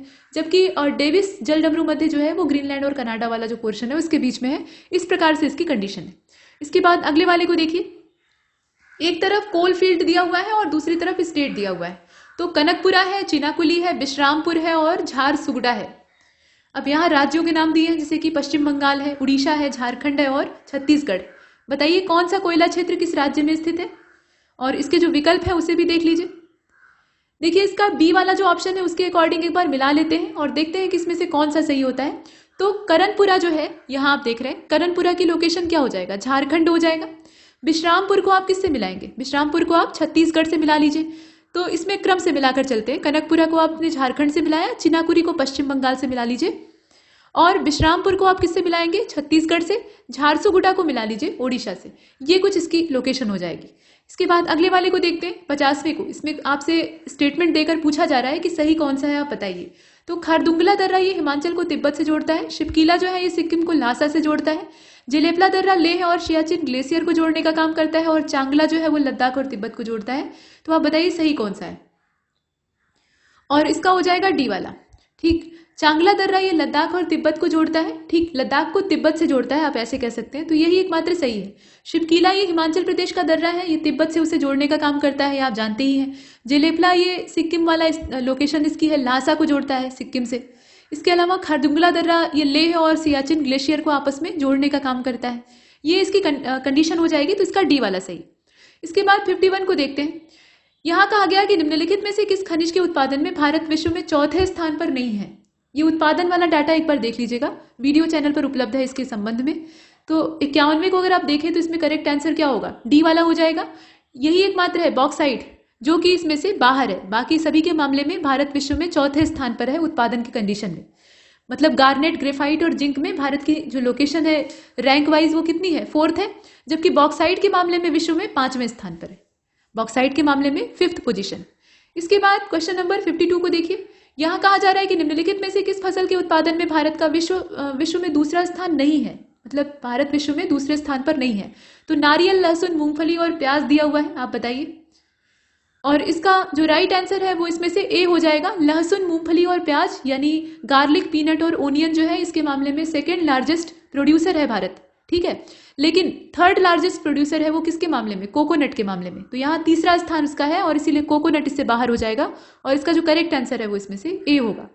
53 को देखिए, इसमें कहा गया कि select the correct option among the following. तो अंतर्राष्ट्रीय उड्डयन संगठन ये जेनेवा में है। संयुक्त राष्ट्र विकास कार्यक्रम का जो मुख्यालय है वो मॉन्ट्रियल में है। अंतर्राष्ट्रीय कृषि विकास कोष ये रोम में स्थित है। और संयुक्त राष्ट्र व्यापार और विकास सम्मेलन ये असल में न्यूयॉर्क में है, मतलब United nation conference on trade and development. तो बताइए इसमें से सही कौन सा है? और इसका जो करेक्ट आंसर है वो इसमें से सी वाला हो जाएगा। कृषि विकास कोष वाला जो दिया हुआ है ये सी वाला, मतलब international fund for agricultural development, ये रोम वाला सही है। बाकी अगर आप देखें तो जो अंतर्राष्ट्रीय नागरिक उड्डयन संगठन है ये मॉन्ट्रियल में है, और यहाँ क्या दिया है, जेनेवा दे रखा है। जबकि मॉन्ट्रियल मतलब कनाडा वाली लोकेशन हो गई। और संयुक्त राष्ट्र विकास कार्यक्रम का जो पूरा हेडक्वार्टर या पूरा केंद्र है वो न्यूयॉर्क में है, आप भी जानते हैं। और संयुक्त राज्य अमेरिका की अगर बात करें तो उस लोकेशन पे स्थित है, मतलब कॉन्टिनेंट वाइज अगर आप देखना चाहें तो भी और लोकेशन वाइज देखना चाहें तो भी न्यूयॉर्क। इसके बाद अंतर्राष्ट्रीय कृषि विकास कोष को आपने देख ही लिया। संयुक्त राष्ट्र व्यापार और विकास सम्मेलन, इसका जो मुख्यालय है वो जेनेवा में है। जेनेवा मतलब क्या, स्विट्जरलैंड। इसके बाद अगले वाले को देखते हैं। क्वेश्चन नंबर 54, विषम का आपको चयन करना है। तो वैश्विक प्रतिस्पर्धात्मक रिपोर्ट यानी ग्लोबल कॉम्पिटिटिवनेस रिपोर्ट है, ग्लोबल इन्वायरमेंट आउटलुक है, ग्लोबल जेंडर गैप रिपोर्ट है और ग्लोबल इंफॉर्मेशन टेक्नोलॉजी रिपोर्ट है। इस प्रकार से ये रिपोर्ट्स के नाम हैं। इनको जारी करने वाली संस्था के आधार पर यहाँ विषम का आपको चयन करना है। तो इसे अगर आप ध्यान से देखें तो इसमें से बी वाला ऑड है। बी वाला जो ऑप्शन है ना, ग्लोबल इन्वायरमेंट आउटलुक, ये इसमें से बाहर है। संयुक्त राष्ट्र पर्यावरण कार्यक्रम के द्वारा इसको जारी किया जाता है, यानी यूएनईपी के द्वारा। बाकी जितने भी इसमें रिपोर्ट आप देख रहे हैं उन्हें विश्व आर्थिक मंच के द्वारा जारी किया जाता है, मतलब वर्ल्ड इकोनॉमिक फोरम बाकी को पब्लिश करता है, लेकिन यूनाइटेड नेशन एनवायरमेंटल प्रोग्राम ये अकेले जो पर्यावरण आउटलुक है उसको जारी करता है। इसके बाद अगले वाले को देखिए, यानी 55, इसमें इनकरेक्ट ऑप्शन आपको सिलेक्ट करना है। तो 18 अप्रैल विश्व विरासत दिवस, 4 मई विश्व अस्थमा दिवस, विश्व सांख्यिकी दिवस जो है इसकी तारीख 29 जून है, और अंतर्राष्ट्रीय बाघ दिवस की तारीख क्या है, ये 27 जुलाई है, ऐसा दिया हुआ है। अब आप बताइए इसमें से गलत कौन सा है? तो इसका डी हो जाएगा। जो बाघ दिवस की तारीख है वो 29 जुलाई है और यहाँ के कितना दिया हुआ है, वो 27 दे रखा है। तो यहाँ पे क्या होगा, 29 जुलाई हो जाएगा, और इसीलिए ये इसमें से इनकरेक्ट। इसके बाद क्वेश्चन नंबर 56 को देखिए। यहाँ 3 स्टेटमेंट हैं और उसमें से आपको करेक्ट की तलाश करनी है। तो कहा जा रहा है कि भारत में केंद्रीय मंत्रिपरिषद लोकसभा के प्रति उत्तरदायी होती है, और भारत में उच्चतम न्यायालय की स्थापना पिट्स इंडिया एक्ट 1784 के माध्यम से की गई है, उच्चतम न्यायालय की, ठीक है। और उसके साथ ये भी दिया है कि स्वतंत्र भारत का प्रथम जो संघीय बजट था वो आर.के. षडमुख शेट्टी के द्वारा प्रस्तुत किया गया था। अब आप बताएं कि इसमें से करेक्ट कौन सा है? 56, और इसका जो करेक्ट आंसर है वो इसमें से डी हो जाएगा। कुछ भी सही नहीं, जितने हैं वो सब गलत हैं। मतलब केंद्रीय मंत्रिपरिषद जो है वो असल में लोकसभा, ये प्रश्न आया भी था इस बार, ठीक है। तो केंद्रीय मंत्रिपरिषद जो है वो लोकसभा के प्रति उत्तरदायी होती है, और यहाँ क्या दिया है, थोड़ा सा यहाँ मिस्टेक है, इसे ध्यान दीजिएगा। क्वेश्चन नंबर 56 में जो करेक्ट आंसर होना चाहिए इस पूरे स्टेटमेंट को देखते हुए, वो डी नहीं होगा। अगर हम डी को चुनते हैं तो इसमें से कुछ भी सही नहीं रह पाएगा फिर, ठीक। इसका करेक्ट आंसर होना चाहिए था, पहला इसमें सही है और तीसरा सही है। ये एकमात्र जो दूसरा वाला है वो गलत है। तो पहला तीसरा का ऑप्शन इसमें नहीं है असल में, और इसीलिए शायद हमें नॉन ऑफ दीज को चुनना पड़ रहा है। फिलहाल इसमें ध्यान दीजिएगा कि स्टेटमेंट फर्स्ट एकदम सही है। यूनियन काउंसिल ऑफ मिनिस्टर जो है रिस्पॉन्सिबल होती है लोकसभा के प्रति, सही बात है। और हाँ, ये भी सही है कि आर.के. षडमुख शेट्टी जो है इन्होंने पहला जो स्वतंत्र भारत वाला फेडरल बजट था उसको प्रेजेंट किया था, सही बात है। ये जो सुप्रीम कोर्ट की स्टैब्लिशमेंट की तारीख है, तो आप भी जानते हैं कि जो 1773 का रेगुलेटिंग एक्ट था उसके माध्यम से इसे स्थापित किया जाता है। एलिजा इम्पे इसके पहले मुख्य न्यायमूर्ति होते हैं, तो वो इसमें गलत है, एकमात्र दूसरा गलत है। इसके बाद अगले वाले को देखते हैं। क्वेश्चन नंबर 57, इसमें कहा गया कि which of the following act had also provided for the separate representation of the presidency corporation, chambers of commerce, universities and zamindars. कहने का मतलब यह है कि इसमें से किस अधिनियम ने presidency corporation, chamber of commerce और विश्वविद्यालयों और जमींदारों के लिए अलग से प्रतिनिधित्व का प्रावधान किया। ये कौन सा अधिनियम था, बस आपको इतना ही इसमें तलाशना है। तो यहाँ 1999 का जो गवर्नमेंट ऑफ इंडिया एक्ट था वो दिया हुआ है, 1935 का जो GOI था वो दिया हुआ है, और साथ में इंडियन काउंसिल एक्ट जो 1909 का था मर्ले मिंटो वाला, वो भी दिया हुआ है। नॉन ऑफ दीज का भी ऑप्शन है, बताइए। देखिए 57 का सी हो जाएगा, ये 1909 वाला है। यहाँ आप देखें, इंडियन काउंसिल एक्ट यानी भारतीय परिषद अधिनियम, ये लॉर्ड मिंटो के समय में आता है, तो उसमें ये प्रावधान किया गया था। भारत परिषद अधिनियम था ये, और प्रेसिडेंसी कॉर्पोरेशन, इसके अलावा चैम्बर ऑफ कॉमर्स, विश्वविद्यालयों और जमींदारों के लिए अलग प्रतिनिधित्व, और जो सांप्रदायिक निर्वाचन की पूरी अवधारणा थी वो यहाँ से निकल कर आती। इसके बाद क्वेश्चन नंबर 58 को देखिए। Which of the following act had empowered the viceroy to issue ordinance without the concurrence of legislative council during an emergency. ठीक, इमरजेंसी में ही ऐसा किया जा सकता है। ये पावर वायसराय को देने वाला इसमें से अधिनियम कौन सा था, बस आपको ये बताना है। और साथ में ये भी पूछा गया है कि what was the duration of such ordinance, इसकी पूरी अवधि क्या थी। तो आप देखें इसमें यहाँ भारत परिषद अधिनियम 1892 दिया है और 6 महीने की अवधि होती थी, ऐसा दिया हुआ है। या 1861 का जो इंडियन काउंसिल एक्ट था वो है और 6 महीने की अवधि है। 1858 का गवर्नमेंट ऑफ इंडिया एक्ट है और 1 ईयर की यानी 1 साल की अवधि है। नॉन ऑफ दीज और 1 ईयर का भी जो ऑप्शन है वो भी मौजूद है।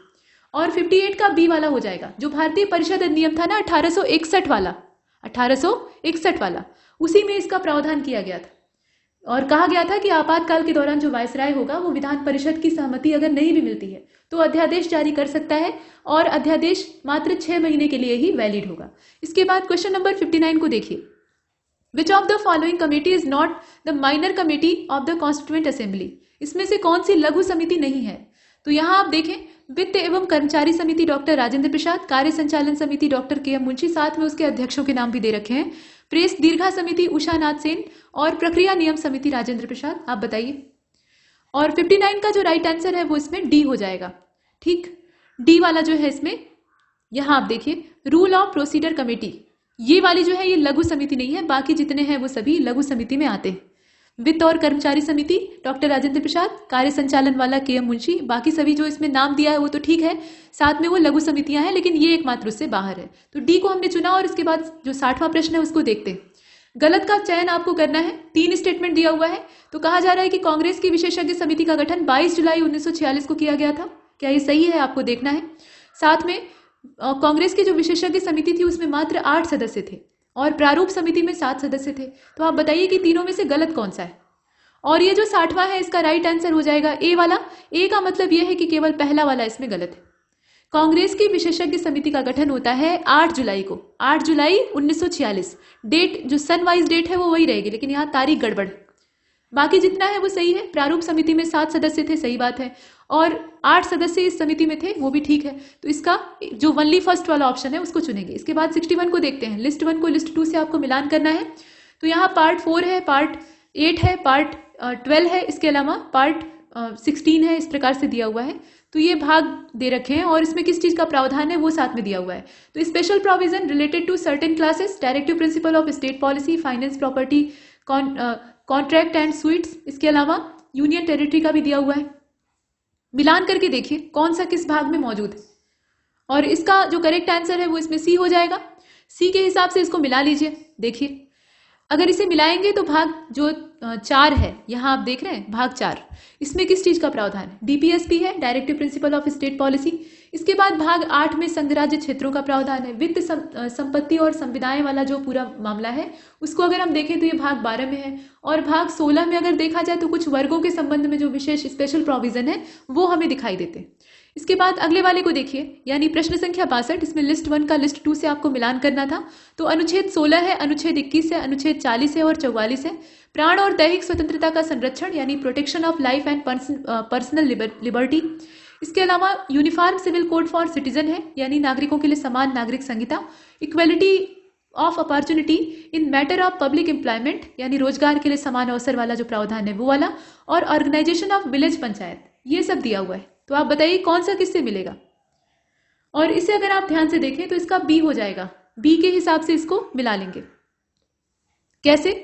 तो जो अनुच्छेद 16 है इसमें लोक नियोजन के मामलों में अवसर की समानता, समता के अधिकार के अंतर्गत ये मौलिक अधिकार है। तो अवसर की समानता लोक नियोजन के मामले में। अनुच्छेद 21 आप भी जानते हैं कि प्राण और दैहिक स्वतंत्रता का संरक्षण, इसमें जगजाहिर बात है। और अनुच्छेद 40 ग्राम पंचायतों का संगठन। अनुच्छेद 44 ये यूनिफॉर्म सिविल कोड वाला जो प्रोविजन है उसको दर्शाता है। इसके बाद अगले वाले को देखते हैं। ऑड वन आउट आपको करना है इसमें से। तो आर्टिकल 280 में वित्त आयोग यानी फाइनेंस कमीशन है। 312 यानी 312 जो है इसमें अखिल भारतीय सेवाएं यानी जो ऑल इंडिया सर्विसेज हैं, IAS PCS या जो भी, माफ कीजिएगा, यहाँ PCS जो है वो प्रोविंशियल सर्विस है, मतलब IAS और IPS इस प्रकार की जो सर्विसेज हैं तो उनके बारे में। इसके अलावा 169 इसमें राज्यों में विधान परिषदों का उन्मूलन या सृजन, ये पूरा प्रावधान दिखाई देता है। और कुछ रिट जारी करने के मामले में उच्च न्यायालय की शक्ति, ये कहां पर वर्णित है, 228वें में है। हाई कोर्ट के बारे में कहा जा रहा है, ध्यान दीजिएगा। तो आप बताइए इसमें से ऑड कौन सा है। 63 का डी वाला हो जाएगा। 226वां जो अनुच्छेद है ना, उसमें रिट जारी करने की जो हाई कोर्ट की पावर्स हैं उनके बारे में दिया हुआ है। सुप्रीम कोर्ट के पास भी रिट जारी करने की शक्ति है और हाई कोर्ट के पास भी है। हाँ, सुप्रीम कोर्ट का अधिकार क्षेत्र रिट जारी करने के मामले में सिर्फ मौलिक अधिकार तक ही है, लेकिन हाई कोर्ट के पास इस मामले में थोड़ी पावर ज्यादा है। वो किसी भी संबंध में जो उचित मामला हो या जहां उपयुक्त हो वहां रिट जारी कर सकता है। तो ये स्थितियां हैं। फिलहाल यहाँ 228 नहीं होगा बल्कि 226 होगा, बाकी सभी सही है। इसके बाद 64 को देखिए, which of the following article is not related to second schedule of the Indian constitution. अनुसूची भी पूछी जाती है, तो बताइए यहाँ जो दूसरी अनुसूची है उससे संबंधित अनुच्छेद कौन सा नहीं है? 58, 65, 75 और 97। तो दूसरी अनुसूची से संबंधित अगर आप अनुच्छेदों की पूरी गणना ही करना चाहते हैं तो इसमें आप समझें कि अनुच्छेद 59 है, 65 है, 75 है, 97 है, 125 है, 148 है, 158 है, 164वां अनुच्छेद भी है, 186वां है, 221वां है। ये सब इससे संबद्ध अनुच्छेद है। ठीक है, अब इसमें से ए वाला बाहर हो जाता है। 58 इसमें कहीं भी नहीं है। 59 रहता तो उसे हम चुन लेते, लेकिन वो नहीं दिया है। इसके बाद अगले वाले को देखते हैं। 65 को देखिए, लिस्ट 1 को लिस्ट 2 से यहां मैच करना है। तो ब्रिटिश कॉन्स्टिट्यूशन से हमने क्या लिया है वो आपको बताना है। अमेरिकी कॉन्स्टिट्यूशन, कनाडा का संविधान, आयरिश कॉन्स्टिट्यूशन और राष्ट्रपति के निर्वाचन की प्रणाली। इसके अलावा जो परमाधिकार लेख होता है वो भी दिया हुआ है। साथ में सशक्त केंद्र के साथ केंद्रीय जो संघीय व्यवस्था है उसका प्रावधान, न्यायपालिका की स्वतंत्रता। तो मिलान करके आप बताइएगा।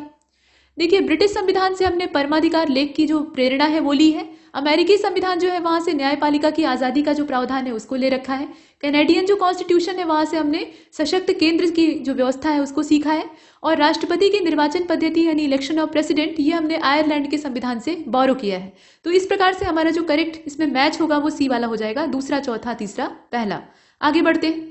यहाँ देखिए, क्वेश्चन नंबर 66 में आपसे कहा गया कि select odd one out among the following the basis of state flower. राज्य पुष्पों के आधार पर इसमें से विषम का आपको चुनाव करना है। थोड़ा सा विचित्र प्रश्न है लेकिन ध्यान दीजिएगा। तो ओडिशा है, जम्मू कश्मीर है, हिमाचल प्रदेश है और झारखंड है। आप बताइए इसमें विषम आपको किस आधार पर चुनना है? फूल के आधार पर। इसका मतलब यह है कि 3 राज्यों के जो राज्य फूल हैं वो एक ही है, लेकिन उसमें से एक अलग है। तो ओडिशा का जो राजकीय पुष्प है वो कमल है, जम्मू कश्मीर का भी वही है, हिमाचल प्रदेश का भी वही है, लेकिन झारखंड का क्या है? पलाश। पलाश का जो पुष्प होता है, हालांकि कई रंग के पलाश होते हैं लेकिन सबसे जो प्रचलित रंग होता है वो लाल होता है।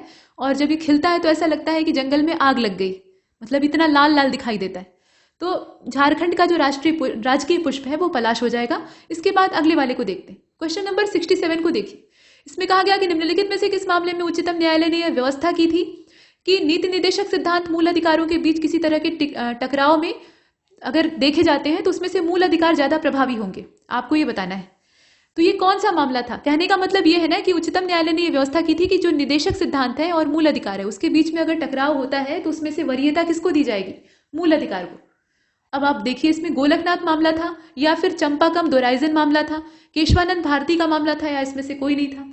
तो 67 का बी हो जाएगा। ये चंपाकम दोराइजन वाला जो केस था उसमें कहा गया था, ये 1951 का केस है। सुप्रीम कोर्ट ने कहा कि जो निदेशक सिद्धांत है और मूल अधिकार है उनके बीच में अगर कभी भी टकराव होता है तो मूल अधिकार ज्यादा प्रभावी होंगे और इसीलिए हम बी वाले को चुनते हैं। 68 को देखते हैं। इसमें कहा जा रहा है कि किस मामले में उच्च न्यायालय ने यह व्यवस्था की कि भारतीय संविधान मूल अधिकारों और निदेशक तत्वों के बीच में संतुलन के रूप में दिखाई देता है। ये कौन सा मामला था? तो यहाँ संबा मूर्ति मामला है, इंदिरा साहनीवाद है, मिनर्वा मिल वाला मामला है, या पद्म प्रसाद का मामला है। देखिए 68 का जो करेक्ट आंसर है वो सी हो जाएगा। मिनर्वा मिल केस था 1980 वाला, यहाँ आप देख रहे हैं सी वाले को हमने चुना। 1980 का है। उच्चतम न्यायालय ने यह कहा था कि भारतीय संविधान मूल अधिकारों और निदेशक सिद्धांतों के बीच में संतुलन स्थापित करने के दृष्टिकोण को देखता है। इसके बाद क्वेश्चन नंबर 69, इसमें आपसे कहा गया कि इनकरेक्ट ऑप्शन को सिलेक्ट कीजिएगा। तो आर्टिकल नंबर 371G है जिसमें कि सिक्किम राज्य के बारे में विशेष उपबंध दिखाई देते हैं। 371H है जिसमें कि अरुणाचल प्रदेश के बारे में विशेष प्रोविजन है। 371J है जिसमें कि कर्नाटक राज्य के बारे में विशेष प्रोविजन दिखाई देते हैं। तो आप बताइए कि गलत कौन सा है? और गलत इसका सिर्फ पहला वाला ही है, यानी ओनली फर्स्ट, यही गलत है एकमात्र। कैसे? इसमें अगर आप देखें, यह है 69 अनुच्छेद 371F, इसमें सिक्किम राज्य के बारे में स्पेशल प्रोविजन है। 371H जो है उसमें अरुणाचल प्रदेश के बारे में है, जबकि 371J जो है उसमें कर्नाटक के बारे में है। इस प्रकार से इसमें स्थिति है। इसके बाद अगले वाले को देखते हैं 70।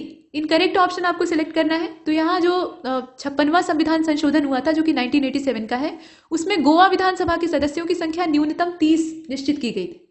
और 61वां संशोधन अधिनियम 1989 का है। लोकसभा और राज्य विधानसभा चुनावों के लिए मतदान की उम्र को 21 से घटाकर 18 कर दिया गया था। और जो 66वां संशोधन था ये 1990 में होता है। 9th शेड्यूल जो संविधान का है उसमें विभिन्न राज्यों के 55 और भूमि सुधार अधिनियमों को शामिल किया गया था। तो आप बताइए कि इसमें से गलत कौन सा है। और ये जो 70 है ना, इसका डी वाला हो जाएगा, नॉन ऑफ दीज, क्योंकि जो 56वां संशोधन था ये 1987 में होता है। तो न्यूनतम यहाँ गोवा विधानसभा में जो सदस्यों की संख्या है उसको 30 डिसाइड किया गया था। और मतदान की आयु घटाने वाला आप जानते ही 61 है, ये पूछा भी गया था अभी इस बार। और 66वां संशोधन अधिनियम ये 1990 का है। तो 9वीं अनुसूची में जो 55 और भूमि सुधार अधिनियम है उनको शामिल कर लिया जाएगा, ऐसा प्रोविजन किया गया था। तो डी वाला चुन लेते हैं, कुछ भी गलत नहीं। इसके बाद अगले वाले को देखिए। यहाँ एक तरफ कल्चरल वर्ल्ड हेरिटेज साइट्स जो यूनेस्को के द्वारा डिक्लेयर की जाती हैं वो दिया हुआ है, मतलब उनके नाम दिए हैं और कब उन्हें नोटिफाई किया गया था वो डेट दी हुई है। तो जयपुर शहर को 2020 में, रानी की बावड़ी जो है उसको 2016 में, जंतर मंतर को 2010 में और अहमदाबाद को ऐतिहासिक शहर के तौर पर डिक्लेयर किया गया था। ये जो डेट थी ये 2017 की थी। आप बताइए इसमें से गलत कौन सा है। और 71 का जो करेक्ट आंसर है वो इसमें से बी हो जाएगा। बी वाला गलत है, रानी की बाव वाला 2016 की डेट नहीं है भाई, ये 2014 का है। ठीक है, बाकी जितने हैं वो सही हैं। जयपुर शहर 2020 और अहमदाबाद को घोषित किया गया था 2017 में, जंतर मंतर वाला भी ठीक है। एकमात्र यही गलत है, 2016 नहीं होगा बल्कि 2014 होगा। इसके बाद अगले वाले को देखते हैं। Question number 72। सो मोरिरी लेक ये लद्दाख में है। स्योकर आर्द्रभूमि या स्योकर जो वेटलैंड साइट है वो मणिपुर में स्थित है। होकेरा जम्मू कश्मीर में है और व्यास कंजर्वेशन रिजर्व ये पंजाब में है। तो आप बताएं कि इसमें से ऑड वन कौन सा है। ऑड वन आपका बी वाला है, बाकी जितने हैं वो सब इसमें अलग हैं। कैसे अलग हैं आइए देखिए। सो मोरिरी जो है वो लद्दाख में है, सही बात है। और जो स्योकर आर्द्रभूमि आप देख रहे हैं वो मणिपुर में कहाँ से चली जाएगी, ठीक है, वहां तो लोकटक वाला जो पोर्शन है वो हमें दिखाई देता है। तो इसकी एग्जैक्ट लोकेशन क्या अगर आप देखना चाहें स्योकर की, तो ये लद्दाख में ही है। ठीक है, सो मोरिरी और स्योकर, यहाँ नाम से भी आप गेस कर सकते थे, मिलते जुलते नाम है तो उनका एरिया लगभग एक होगा। ठीक, तो ये भी लद्दाख में हो गया। होकेरा वाला जम्मू कश्मीर है, सही है। और जो व्यास संरक्षण रिजर्व या कंजर्वेशन रिजर्व है वो पंजाब में। इसके बाद क्वेश्चन नंबर 73 में लिस्ट आपको मिलानी है। तो वाई वी रेड्डी कमेटी है, संथानम कमेटी है, शिवरमन कमेटी है और राधाकृष्णन आयोग है। आयकर की छूट की समीक्षा, इसके अलावा नाबार्ड की स्थापना, सीबीआई की स्टैब्लिशमेंट और जो यूनिवर्सिटी ग्रांट कमीशन यानी विश्वविद्यालय अनुदान आयोग है उसकी स्थापना। तो कौन सी समिति की अनुशंसा किस पर आधारित है। और इसे अगर आप देखें तो इसका डी वाला मैच परफेक्ट होगा, उसी के अकॉर्डिंग इसको कर लेते हैं, पहला तीसरा दूसरा चौथा। मतलब वाई वी रेड्डी कमेटी जो है वो आयकर की छूट की समीक्षा करने के लिए आई थी। और के संथानम कमेटी जो है ये सीबीआई की स्थापना के लिए लाई गई थी। शिवरमन कमेटी जो है ये नाबार्ड की स्थापना के लिए लाई गई थी। और जो राधाकृष्णन आयोग है उसकी समीक्षा का परिणाम ये जो विश्वविद्यालय अनुदान आयोग है इसकी स्थापना होती है। तो ये कुछ चीजें हमें दिखाई देती। इसका करेक्ट आंसर इसमें से कौन सा होगा, डी वाला हो जाएगा। इसके बाद क्वेश्चन नंबर 74 को देखिए। Which of the following marine protected area does not comes under the category of marine sanctuary. ठीक, आप बताइए कि इसमें से कौन सा समुद्री अभ्यारण्य की श्रेणी में नहीं आता है। तो फुदाम है, इसके अलावा कोराब द्वीप है, मन्नार की खाड़ी है और बालूखंड कोनार्क है। बताइए इसमें से कौन सा होगा। तो सी वाला हो जाएगा। फुदाम जो है ये समुद्री अभ्यारण्य की श्रेणी में आता है। बालूखंड और कोराव भी आते हैं, लेकिन मन्नार की खाड़ी क्या है, ये नेशनल पार्क है, मतलब राष्ट्रीय उद्यान है समुद्री वाला। ठीक, तो मन्नार की खाड़ी इसमें से अलग हो जाएगा और सी वाले को हमने चुना। इसके बाद 75 को देखते हैं। कहा जा रहा है कि सीओपी यानी कॉन्फ्रेंस ऑफ पार्टी 21 सम्मेलन जो है और कॉन्फ्रेंस ऑफ पार्टी 25 सम्मेलन, इसके साथ ये भी पूछा गया है कि स्टॉकहोम कन्वेंशन, तीनों चीजें मतलब COP 21, COP 25 और इसके अलावा स्टॉकहोम वाला जो सम्मेलन हुआ था, इनकी डेट आपको बतानी है। तो डेट बताइए। इसमें 3-3 का जोड़ा इसीलिए दिया हुआ है, 2016 है, 2019 है, 2001 है। वैसे ही 14-19 2002, 14-18 2001 और एक और ऑप्शन आप देख रहे हैं। इसका जो करेक्ट आंसर है वो ऊपर वाला ही हो जाएगा, मतलब 2016। कॉन्फ्रेंस ऑफ पार्टीज सम्मेलन जो है 2016, कॉन्फ्रेंस ऑफ पार्टीज 25 वाला जो है वो 2019 और स्टॉकहोम का जो है वो 2001। इस प्रकार से हमने देखा। क्वेश्चन नंबर 76 को आप देखेंगे और इसमें वन स्थिति रिपोर्ट 2019 वाली जो है उसको बेस बनाया गया है, फिलहाल वही है लेटेस्ट वाली। तो देखिए, कर्नाटक और आंध्र में वनावरण कितने वर्ग किलोमीटर की वृद्धि के तौर पे देखा जा रहा है, मतलब कितनी वृद्धि उसमें दर्ज की गई है, आपको ये बताना है। तो पहला वाला जो वर्ग किलोमीटर दिया हुआ है वो आप कर्नाटक के लिए देखिएगा और दूसरे वाले में आंध्र के लिए देखिएगा। बताइए कितनी वृद्धि दर्ज की गई है अकॉर्डिंग टू जो ISFR रिपोर्ट है 2019 वाली, उसके हिसाब से। 76 का बी हो जाएगा। ठीक है, बी के हिसाब से करेंगे 1025 स्क्वायर किलोमीटर, ये किसके लिए, कर्नाटका के लिए, और 990 स्क्वायर किलोमीटर आंध्र के लिए, ये इसकी स्थिति है। वैसे अगर देखा जाए तो वनावरण में वृद्धि वाले जो शीर्ष 3 राज्य हैं, कर्नाटक पहले नंबर पे, उसके बाद आंध्र है और उसके बाद तब जाकर केरल है। इसके बाद अगले वाले को देखते हैं। क्वेश्चन नंबर 77 में आपसे कहा गया कि भारत की जो वन स्थिति रिपोर्ट है 2019 वाली, उसके हिसाब से अरुणाचल प्रदेश और मेघालय का वनावरण प्रतिशत कितना है। ये दोनों चीजें पूछी जा रही हैं। तो यहाँ नीचे परसेंटेज दिया है और ये सीधा फैक्चुअल डाटा है। इसका जो करेक्ट आंसर है वो इसमें से कौन सा हो जाएगा? देखिए 77 और 77 का जो राइट आंसर है, अब देखिए इसका करेक्ट आंसर क्या हो जाएगा? डी वाला हो जाएगा 79.763, माफ कीजिएगा 79.63 और इसके अलावा 76.33, ये वाला जो है इसमें सही है। ठीक है, इसी हिसाब से करेंगे और उसके बाद आगे चलते हैं। यहां पर क्वेश्चन नंबर 78 को देखिएगा। According to Uttar Pradesh forest status report, मतलब ये जो ISFR रिपोर्ट है, इसके अलावा जो राज्यवार रिपोर्ट वन स्थिति की जारी हुई है, उसमें देखिए आप यूपी का, तो आपको ये बताना है कि संत रविदास नगर और मैनपुरी का वन क्षेत्रफल प्रतिशत कितना है। ठीक है, संत रविदास नगर ये पुराना नाम हो गया, अभी भदोही नाम है, पुराना नाम लौट आया है। तो भदोही जिले और मैनपुर जिले का यहाँ वन क्षेत्रफल आपको क्रमशः दिया हुआ है, प्रतिशत में दिया है, बताइए। और 78 का जो राइट आंसर है वो इसमें से हो जाएगा सी वाला। सी का मतलब क्या हुआ? ये जो 0.31% है और 0.49% है, उसको हम चुनेंगे। न्यूनतम क्षेत्रफल प्रतिशत वाले जो शीर्ष 4 जिले हैं उसमें अगर आप बढ़ते क्रम में देखें तो भदोही का है 0.31%, मैनपुरी का है 0.49%, देवरिया का है 0.60% और बदायूं का कितना है 0.62% है, ऐसा इसमें देखा जाता है। इसके बाद अगले वाले को देखते हैं। क्वेश्चन नंबर 79, कौन सा जिला सर्वाधिक वन क्षेत्रफल वाले शीर्ष 4 जिलों में शामिल नहीं है? घटते क्रम में आपको देखना है, तो यहाँ यूपी की ही रिपोर्ट जो वन स्थिति वाली है वो देखनी है। सोनभद्र दिया है, चित्रकूट है, पीलीभीत है और लखीमपुर खीरी है। अब इसमें अगर आप ध्यान से देखिए तो इसका बी वाला हो जाएगा। बी वाले के हिसाब से चित्रकूट इसका करेक्ट आंसर होगा।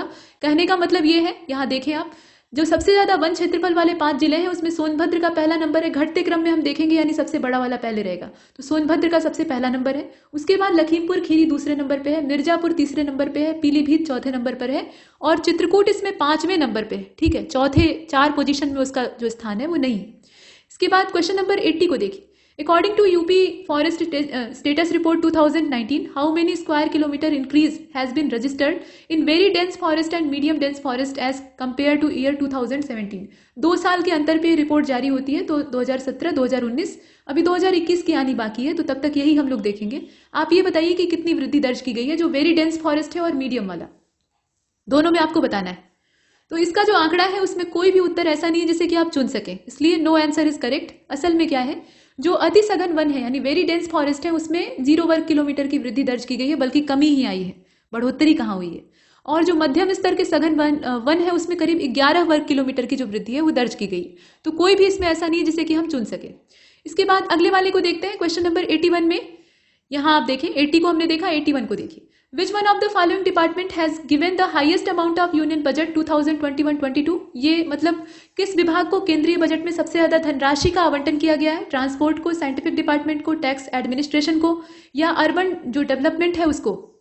तो 81 का राइट आंसर हो जाएगा ए वाला। ए वाले का मतलब क्या है? ट्रांसपोर्ट को, यातायात को सबसे ज्यादा राशि यहाँ इसमें से आवंटित की गई है, बाकी जितने हैं वो उसकी तुलना में कम है। इसके बाद क्वेश्चन नंबर 82 को देखिए। इसमें कहा जा रहा है कि किस योजना को केंद्रीय बजट 2021-22 में सबसे कम राशि दी गई है। तो सबसे कम राशि किसको मिली है? यहाँ आप देख सकते हैं सी वाला यानी मिड डे मील प्रोग्राम जो है उसी को मिला है सबसे कम। इसके बाद अगले वाले को देखते हैं। Question number 83, select the incorrect option related to union budget 2021-22। तो कर्नाटक में मल्टीपर्पज सीवीडी पार्क की स्थापना की जाएगी, ये दिया हुआ है। जनजातीय क्षेत्रों में 750 एकलव्य मॉडल रेजिडेंशियल स्कूल बनाए जाएंगे। शीघ्र खराब होने वाले 22 उत्पादों को शामिल करने के लिए ऑपरेशन ग्रीन स्कीम को और ज्यादा विस्तृत किया जाएगा। बताइए कि इसमें से गलत कौन सा है? 83। और इसमें से अगर आप देखें तो केवल पहला वाला ही गलत है। तमिलनाडु में मल्टीपर्पज जो सीवीडी पार्क है उसकी स्थापना की जाएगी और यहाँ राज्य का नाम क्या दिया है? कर्नाटक दिया है, तो इसीलिए पहला वाला गलत हो गया। बाकी जितने हैं वो ठीक है, जितने भी इसमें और डाटा दिए हुए हैं वो परफेक्ट है। अगले वाले को देखते हैं। 84 में कहा गया कि निम्नलिखित में से किस योजना को उत्तर प्रदेश बजट 2021-22 में सबसे ज्यादा राशि दी गई है? तो अटल आवासीय विश्वविद्यालय, माफ कीजिएगा, विद्यालय की स्थापना हेतु, आयुष्मान भारत मुख्यमंत्री जन आरोग्य योजना के लिए, प्रधानमंत्री मातृत्व वंदना योजना है और शहरी स्वास्थ्य और आरोग्य केंद्र वाला है। आप बताइए इसमें से कौन सा होगा? तो 84 का जो राइट आंसर है वो इसमें से डी हो जाएगा। डी के हिसाब से देख लेंगे, मतलब कहने का तात्पर्य यह है कि अटल आवासीय विद्यालय जो है उसके लिए 270 करोड़ के आसपास का जो आवंटन है वो किया गया है। 142 जो है वो जन आरोग्य के लिए किया गया है। मातृवंदना वाला जो है उसके लिए 320 और आरोग्य केंद्रों के लिए 425 वाला जो आवंटन है, मतलब 425 करोड़ रुपए का आवंटन है वो किया गया है। तो वो इसमें सबसे ज्यादा है। इसके बाद 85 को देखिए, करेक्ट ऑप्शन आपको सिलेक्ट करना है। तो प्रयागराज में राष्ट्रीय विधि विश्वविद्यालय की स्थापना किए जाने का फैसला है और उत्तर प्रदेश में 23 प्रमुख बस स्टेशनों को पीपीपी पद्धति पर विकसित करने का प्रोग्राम है, पब्लिक प्राइवेट जो पार्टनरशिप वाला होता है। और निर्भया योजना के अंतर्गत महिलाओं के लिए 75 वातानुकूलित पिंक बस सेवाएं शुरू करने की योजना है। तो आप बताइए कि इसमें से सही कौन सा है? 85।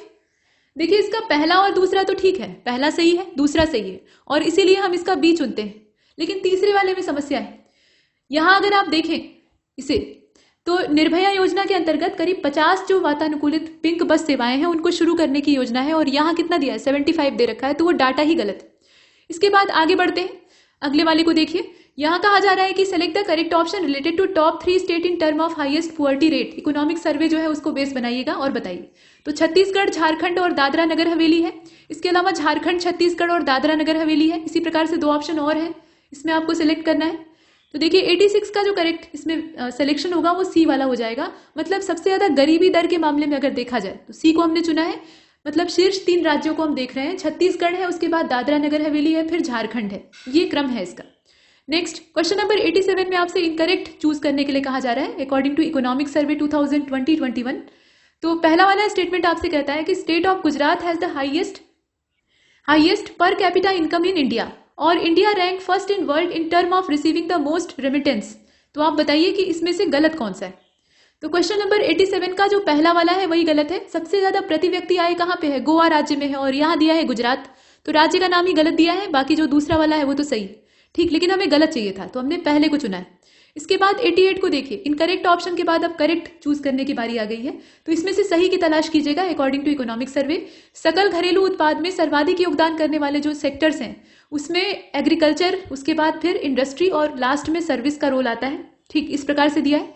सबसे ज्यादा रोजगार देने वाले जो क्षेत्र है उसमें उद्योग का पहला नंबर है, उससे कम सेवा क्षेत्र में है और सबसे कम कृषि में है, ऐसा दिया हुआ है। तो सही क्या है आप बताइए? देखिए इसका डी हो जाएगा, कुछ भी सही नहीं है। जितना दिया है वो सब के सब इसमें गलत है। कैसे? सकल घरेलू उत्पाद में सबसे ज्यादा योगदान करने वाला क्षेत्र तो सेवा क्षेत्र है, उसके बाद दूसरे नंबर पर उद्योग आता है, सबसे लास्ट में कृषि आती है। यहाँ उल्टा क्रम दे दिया है तो ये गलत है। और उसके बाद देखिए सबसे ज्यादा रोजगार देने वाले जो क्षेत्र है उसमें कृषि क्षेत्र है, अभी भी भारत के संदर्भ में कृषि क्षेत्र है। उसके बाद सेवाएं हैं और फिर उद्योग है, तो दोनों ही गलत है।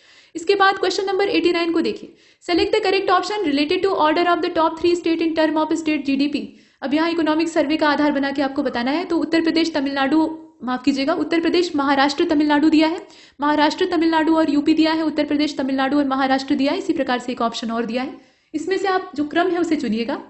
देखिए 89 का बी हो जाएगा। बी के हिसाब से महाराष्ट्र, तमिलनाडु और उत्तर प्रदेश वाला जो ऑप्शन है वो सही है। महाराष्ट्र पहला, तमिलनाडु दूसरा और उत्तर प्रदेश तीसरा। अगले वाले को देखते हैं 90। यहाँ पे फोल्क डांस दिए हुए हैं और जो रिलेटेड रीजन दिया है वो यहाँ मौजूद है। मतलब कौन सा लोकगीत यहाँ पे जो ये लिस्ट 1 है इसमें सॉन्ग्स के नाम दिए हैं, डांस नहीं है, माफ कीजिएगा। और दूसरी तरफ जो रिलेटेड रीजन है वो दे रखा है। तो आल्हा, बिरहा, चैती और कजरी है, ये सब क्या है? ये गीतों के नाम है और संबंधित क्षेत्र में अवध, बुंदेलखंड, ब्रज और पूर्वांचल का नाम दिया है। देखिए इसका जो करेक्ट इसमें मैच है वो सी वाला हो जाएगा। सी वाले के हिसाब से इसको कर लेंगे। देखिए 2, 4, 3, 1 कैसे? आल्हा जो है वो बुंदेलखंड से मिल जाएगा, सीधा सीधा है। बिरहा आप कहाँ से मिलाएंगे? पूर्वांचल से मिला लीजिए। और कजरी बचा है और चैती बचा है, तो कजरी को आप मिला लीजिए अवध क्षेत्र से। हालांकि कजरी का कई सारा क्षेत्र है, उसमें कोई एक फिक्स नहीं है। हाँ, चैती को आप ब्रज से मिला लीजिए, ये इसका परफेक्ट मैच हो जाएगा। इसके बाद देखिए which one of the following is not a scalar quantity. अब ये साइंस का क्वेश्चन है। Which one of the following is not a vector quantity.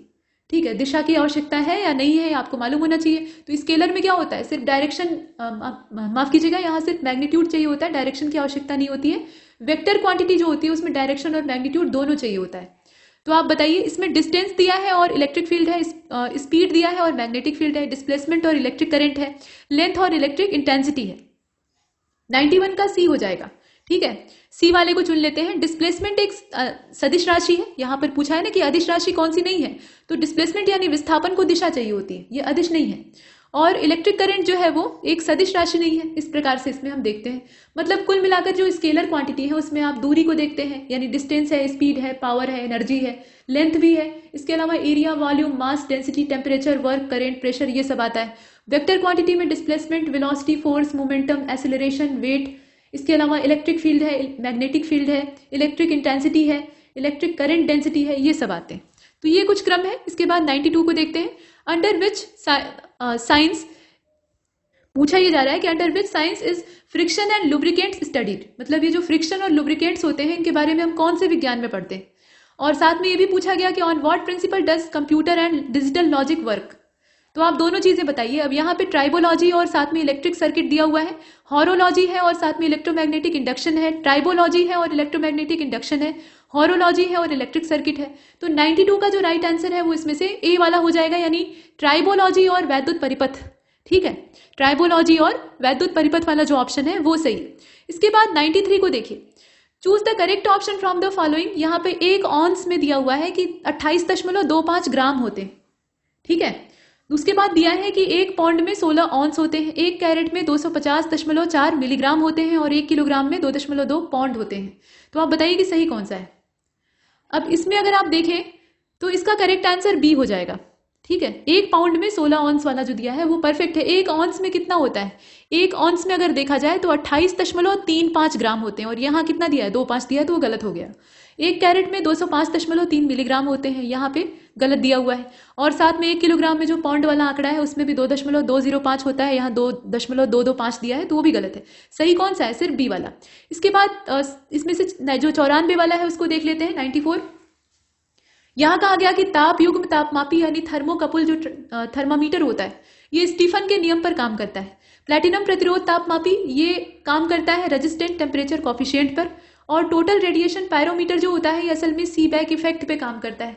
तो आप बताएं कि इसमें से इनकरेक्ट ऑप्शन कौन सा है। 94 और 94 का जो राइट आंसर है वो इसमें से सी वाला हो जाएगा, पहला और तीसरा।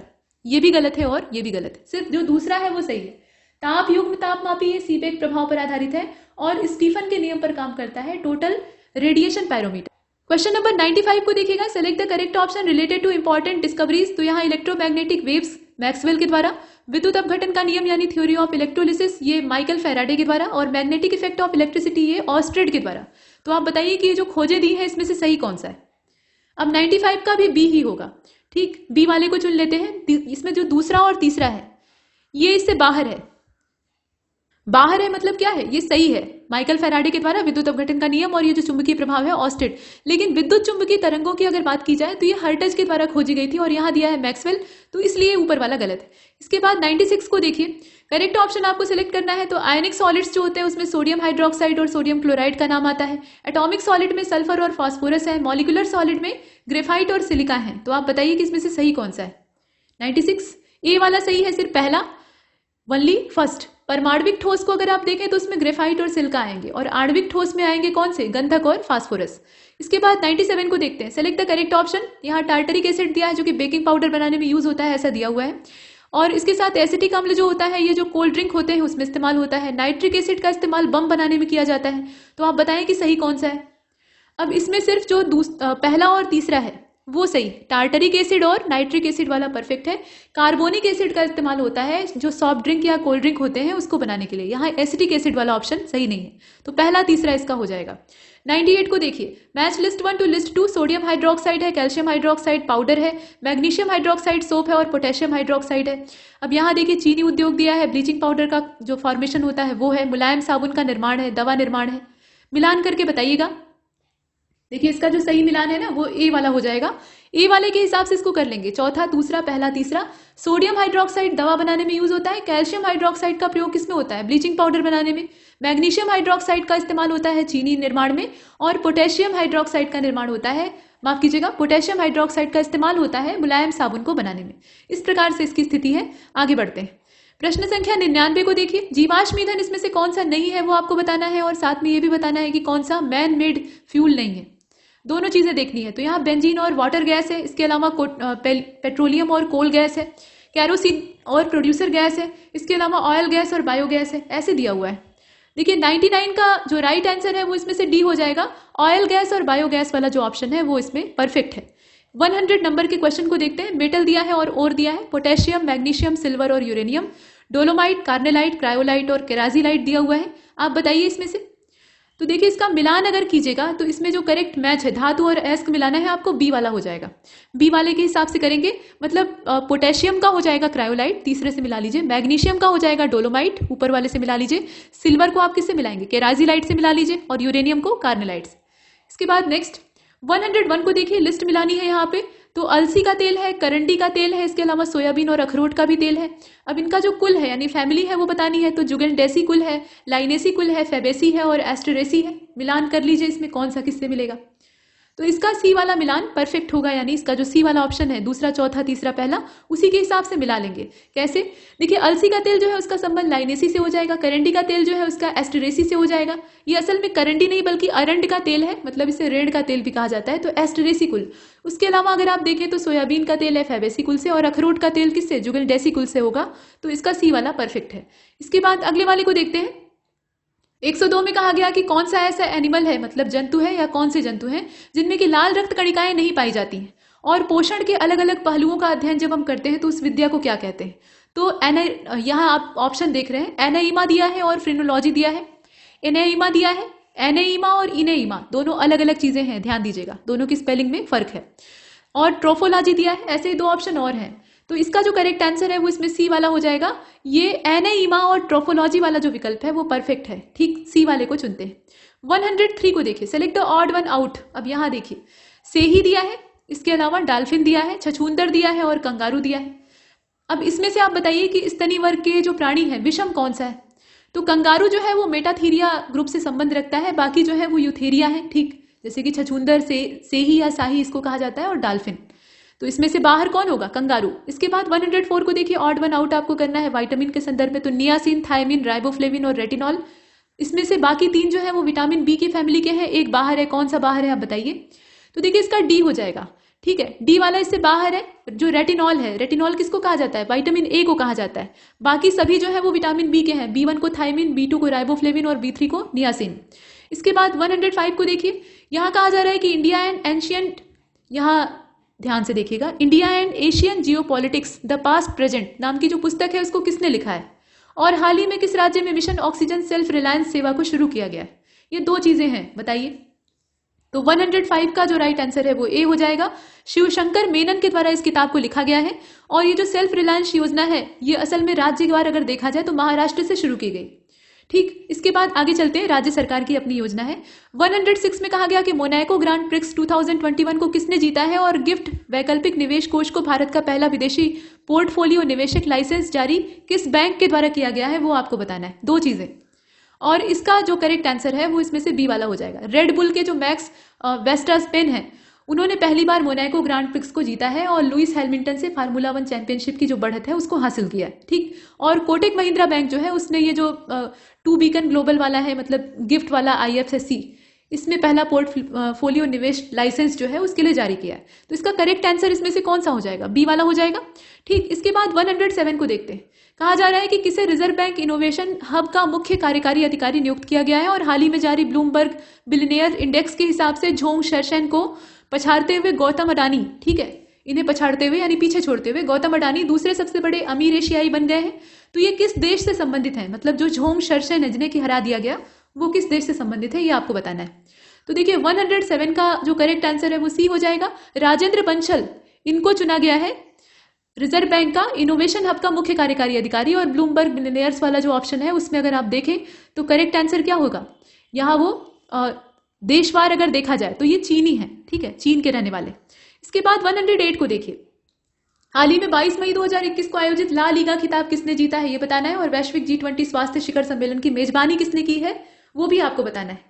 तो 108 का जो राइट आंसर है वो इसमें से ए हो जाएगा। एटलिको मैड्रिड और इटली वाला जो ऑप्शन है वो परफेक्ट है। 22 मई को ये होता है, मतलब इसमें 2-1 से पराजित करके ये जीत लेते हैं। इसके बाद अगले वाले को देखते हैं, क्वेश्चन नंबर 109, और इसमें कहा जा रहा है, यहां आपने देखा इसके बाद क्वेश्चन नंबर 109 में कहा गया कि फोर्ब्स 2021 के जो सबसे अमीर एथलीट हैं उनकी सूची में कोनोर मैग्रेगर इन्होंने टॉप पोजीशन हासिल की है। ये किस देश से संबंधित है आपको ये बताना है। और भारतीय परमाणु ऊर्जा आयोग के पूर्व अध्यक्ष थे श्री कुमार बनर्जी, उनका देहावसान हो गया है, तो उन्होंने किस संस्था के निदेशक के तौर पर काम किया है ये आपको बताना है। दो चीजें। और 109 का जो राइट आंसर है वो इसमें से बी वाला हो जाएगा। ठीक है, अर्जेंटीना और बार्क, माफ कीजिएगा, यहाँ जो बी वाला ऑप्शन है उसको हम चुनते हैं, तो आयरलैंड और बार्क वाला जो ऑप्शन है वो सही। ठीक, बी वाले ऑप्शन को हमने चुना। भारतीय परमाणु ऊर्जा आयोग के पूर्व अध्यक्ष थे और इनका देहावसान हो गया 2010 तक। ये 6 साल के लिए जो भाभा अनुसंधान केंद्र है, मतलब परमाणु अनुसंधान केंद्र, वहां पे निदेशक के तौर पे काम कर रहे थे। इसके बाद 110 को देखते हैं। यहाँ कहा गया कि हेमंत बिस्वा शर्मा, इन्हें विश्व शर्मा असल में नाम है इनका, 2021 से लेकर 2025 की जो पूरी अवधि है उसके लिए किस संस्था का सदस्य चुना गया है। अब यहाँ नीचे दिया है basketball federation of India, all India tennis association है, फुटबॉल फेडरेशन है और बैडमिंटन एसोसिएशन है। आप बताइए। तो इसमें से करेक्ट आंसर बैडमिंटन एसोसिएशन हो जाएगा। 2021 से लेकर 2025 के बीच में इन्हें वहां का सदस्य चुना गया है। इसके बाद 111वें को देखिएगा। हाल ही में किसे अंतर्राष्ट्रीय हॉकी महासंघ के अध्यक्ष के रूप में चुना गया है। महिला चैंपियंस लीग ट्रॉफी किसने जीती है। दो चीजें आपको बतानी है। और 111 का जो राइट आंसर है वो इसमें से सी हो जाएगा, नरेंद्र बत्रा। ठीक है, सी वाले को आपने चुना। नरेंद्र बत्रा जो है इन्हें हॉकी महासंघ के अध्यक्ष के रूप में चुना गया और महिला चैंपियनशिप लीग जो है, मतलब ये ट्रॉफी है, तो इसको जीतने वाला जो इसमें नाम होगा वो बार्सिलोना का हो जाएगा।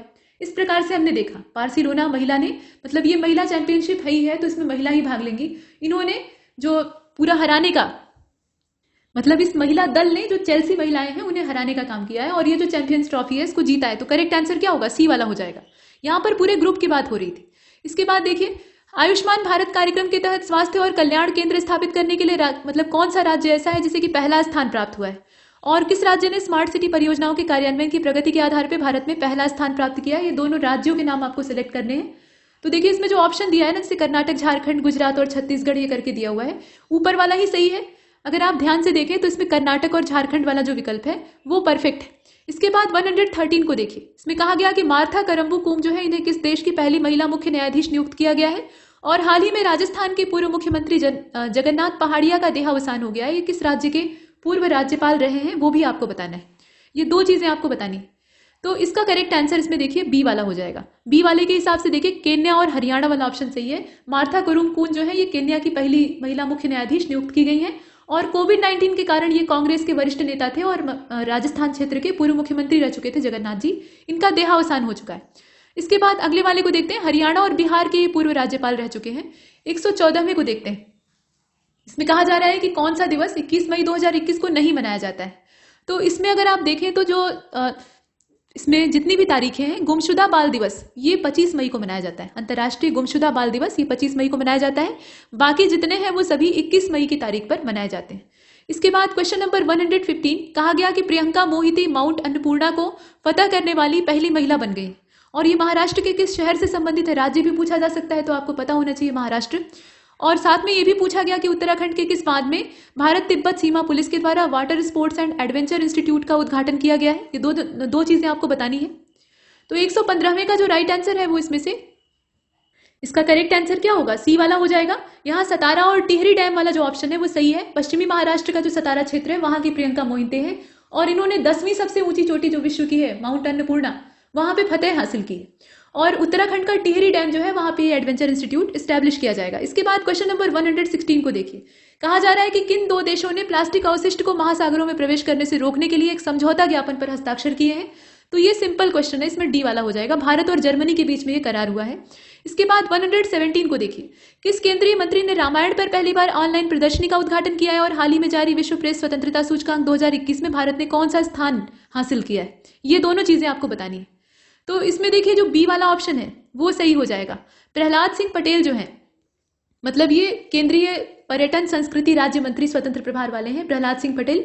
इन्होंने विश्व विरासत दिवस 2021 के अवसर पर महर्षि वाल्मीकि के द्वारा लिखे गए महाकाव्य रामायण पर पहली ऑनलाइन प्रदर्शनी का ऑनलाइन माध्यम से ही उद्घाटन किया है। ठीक, ये चीज है। और 20 अप्रैल 2021 को भारत की जो ये रैंकिंग, मतलब पूरी रैंकिंग जो विश्व प्रेस स्वतंत्रता सूचकांक की है उसको जारी किया गया था और 180 देशों का पूरा डाटा था जिसमें कि भारत की पोजीशन 142वीं है और 2020 का जो आंकड़ा था उसमें 142वें स्थान पे भारत उस समय भी था, तो वही सेम रैंक है। इसके बाद अगले वाले को देखते हैं 118। यहाँ कहा गया कि मिगेल डियाज कैनेल को किस देश का नया राष्ट्रपति नियुक्त किया गया है और हाल ही में किस देश के पूर्व उपराष्ट्रपति वॉल्टर मोल्डन का देहावसान हो गया है। ये दोनों चीजें आपको बतानी है। तो 118 का हो जाएगा ए वाला। यहाँ पर करेक्ट आंसर क्या होगा? क्यूबा। क्यूबा के नए राष्ट्रपति बने हैं और अमेरिका के थे ये उपराष्ट्रपति वॉल्टर मोल्डन, जिनका कि देहावसान हो गया है। पूर्व थे, मतलब तत्काल में काम नहीं कर रहे थे। इसके बाद अगले वाले को देखिए। प्रश्न संख्या 119 में आपसे पूछा गया कि हाल ही में किसे अंतर्राष्ट्रीय सौर गठबंधन का उप महानिदेशक नियुक्त किया गया है और किसे Indian council for research and international economical relations का अगला निदेशक और मुख्य कार्यकारी नियुक्त किया गया है। ये दो चीजें, नई अपॉइंटमेंट आपको बतानी है। तो आप जानते हैं कि डॉक्टर अजय माथुर जो है उन्हें 15 मार्च 2021 को अंतर्राष्ट्रीय सौर गठबंधन का महानिदेशक का पदभार दिया गया था और वर्ल्ड बैंक के जो मैक्रो इकोनॉमिक्स, ट्रेड और इन्वेस्टमेंट ग्लोबल प्रैक्टिस वाला क्षेत्र है, वहां के मैनेजर दीपक मिश्रा को Indian council for research on international economic relation का अगला निदेशक और मुख्य कार्यकारी नियुक्त किया गया है। तो यहाँ दोनों नाम आपको कहाँ मिलेंगे? डी वाले ऑप्शन में मिलेंगे। ठीक है, डी वाला चुन लीजिए। इसके बाद 120 को देखिए। इटली ने गुजरात के किस जिले में भारत का पहला मेगा फूड प्रोजेक्ट शुरू किया है और हाल ही में कजाकिस्तान के किस शहर को सीनियर एशियन रेसलिंग चैंपियनशिप का आयोजन करने का खिताब प्राप्त हुआ है? ये दो चीजें आपको बतानी है।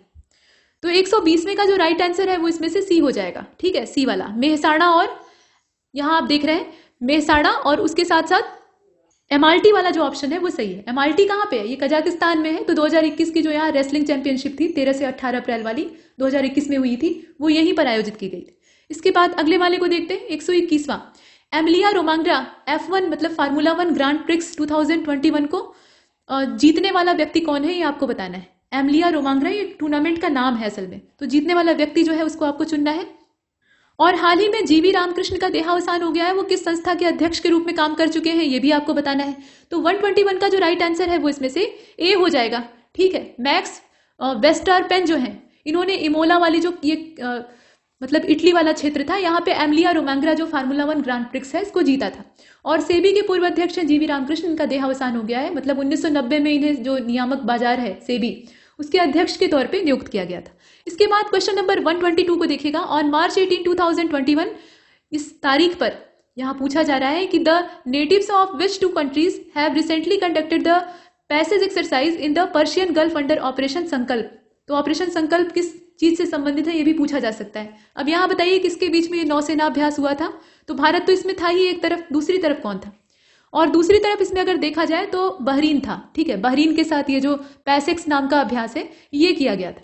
इसके बाद क्वेश्चन नंबर 123 को देखिएगा। State Bank of India has recently sign India's first labour alternative rate deal with which company. तो यहाँ स्टेट बैंक का जो करार है वो किस कंपनी के साथ हुआ है जरा बताइए। हिंदुस्तान पेट्रोलियम वाला है या फिर इंडियन ऑयल कॉर्पोरेशन है? हिंदुस्तान पेट्रोलियम कॉर्पोरेशन, माफ कीजिएगा, भारत पेट्रोलियम कॉर्पोरेशन लिमिटेड है और तेल और प्राकृतिक गैस वाला है। देखिए इसका जो करेक्ट आंसर है वो इसमें से बी हो जाएगा। मतलब स्टेट बैंक जो है यहाँ सौदे पे हस्ताक्षर किया है इंडियन ऑयल कॉर्पोरेशन के साथ, इंडियन ऑयल कॉर्पोरेशन के साथ। 124 को देखिए। Select the incorrect option. Ajay Malhotra को हाल ही फिलहाल में संयुक्त राष्ट्र मानवाधिकार परिषद की सलाहकार समिति का नया अध्यक्ष चुना गया है और जूडिथ कार्ल को हाल में संयुक्त राष्ट्र पूंजी विकास कोष की कार्यकारी सचिव के तौर पे नियुक्त किया गया है। गलत क्या है बताइए? तो गलत इसका दूसरा वाला है। ठीक है, बी वाला दूसरा। प्रीति सिन्हा को अभी हाल फिलहाल में जो संयुक्त पूंजी विकास कोष है, मतलब संयुक्त राष्ट्र पूंजी विकास कोष है, उसके कार्यकारी सचिव के तौर पे नियुक्त किया गया और इन्होंने जूडिथ कार्ल की जगह ली है। ये सही बात है, तो इसका दूसरा गलत है। इसके बाद क्वेश्चन नंबर 125 में कहा गया कि इराकली गरीब स्प्रेली, इन्हें हाल फिलहाल में जॉर्जिया के नए प्रधानमंत्री के तौर पे अपॉइंट किया गया है और नतालिया वोडिनोवा, इन्हें संयुक्त राष्ट्र सद्भावना राजदूत के तौर पे नियुक्त किया गया है। नगोजी ओकोंजो एविला, इन्हें हाल में संयुक्त राष्ट्र जलवायु राजदूत के तौर पे नियुक्त किया गया है। तो गलत क्या है इसमें से? 3 स्टेटमेंट दे रखा है और इसका जो करेक्ट आंसर है वो इसमें सी हो जाएगा। तीसरा वाला गलत है। कैसे गलत है? तो देखिए माइकल ब्लूमबर्ग जो है इन्हें संयुक्त राष्ट्र जलवायु राजदूत के तौर पे नियुक्त किया गया है और यहाँ किसका नाम दिया? नगोजी ओकोंजो का नाम दिया हुआ है, तो इसलिए ये गलत है। इसके बाद question number 126। Select the correct option. अंतर्राष्ट्रीय भ्रष्टाचार रोधी चैंपियंस पुरस्कार ये भारतीय सामाजिक कार्यकर्ता अंजलि भारद्वाज को मिला है। अलर्ट बीइंग अवार्ड 2020 ये लता मंगेशकर को दिया गया है और Dada Saheb Phalke international film festival पुरस्कार 2021 ये कार्तिक आर्यन को मिला हुआ है। तो आप बताइए इसमें से जो ऑप्शन है सही की तलाश आपको करनी है। तो सही कुछ भी नहीं है, जितने हैं वो सब गलत है और इसीलिए हम नॉन ऑफ दीज का ऑप्शन चुन रहे हैं। असल में भ्रष्टाचार रोधी चैंपियंस वाला जो पुरस्कार है वो भारतीय समाज कार्यकर्ता अंजलि भारद्वाज को मिला है, ये वाला सही है, एकमात्र यही सही है। बाकी अगर आप देखें तो अलर्ट बीइंग अवार्ड जो है वो AR रहमान को दिया गया है और यहाँ लता मंगेशकर दिया है, तो ये वाला ऑप्शन गलत है। Dada Saheb Phalke international film festival वाला जो है वो कार्तिक आर्यन को नहीं बल्कि सुशांत सिंह राजपूत को दिया गया है, तो इसमें ये नीचे वाले दोनों गलत हैं और ऐसा कोई ऑप्शन नहीं जिसमें कि पहला वाला जो विकल्प है वो अकेले मौजूद हो, इसलिए हमें इसमें से कोई नहीं का विकल्प चुनना पड़ रहा है। वैसे अगर देखें तो पहला स्टेटमेंट सही है।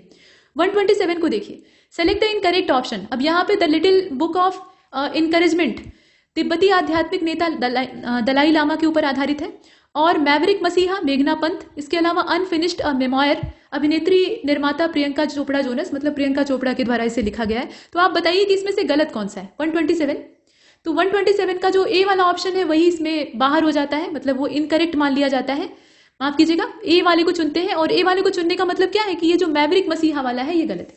मैवरिक मसीहा का संबंध किससे है, ये रमेश कंडुला द्वारा लिखा गया है और बाकी जितना है वो सही। इसके बाद question number 128, which of the following option will come in place of the question mark. यहाँ सीरीज दी हुई है 152, 162, 151, 171 ऐसे ही दिया है, तो इसमें पेयर मिलाना बहुत आसान है। इसका करेक्ट आंसर क्या हो जाएगा, ए वाला हो जाएगा, मतलब यहाँ पे 189 हो जाएगा। ठीक, 149 के बाद 189।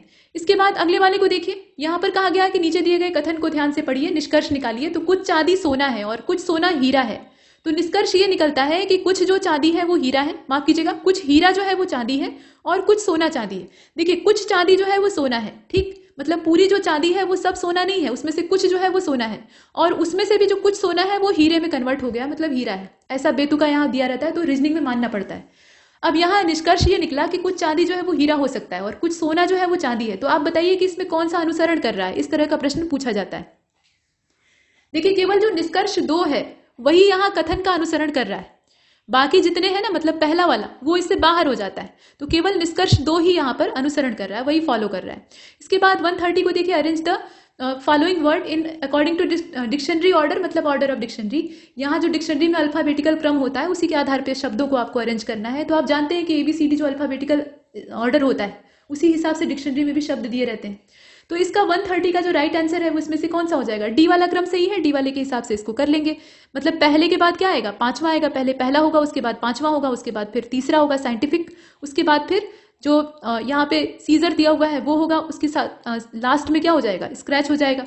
इस प्रकार से हम देख रहे हैं, तो ये इसका क्रम हो जाएगा। इसके बाद 131 को देखते हैं। 131 में आपसे कहा गया कि जो फेवर है, फेवर नाम का शब्द है, उसको अगर हम कोड में लिखना चाहें तो इसमें लिख सकते हैं।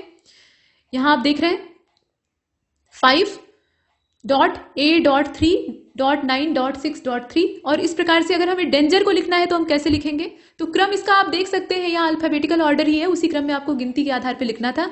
131 का क्या हो जाएगा, सी वाला हो जाएगा, सी वाले विकल्प के आधार पे इसको कर लेंगे। ये सॉल्व करके देखा जा सकता है और सरल प्रश्न है।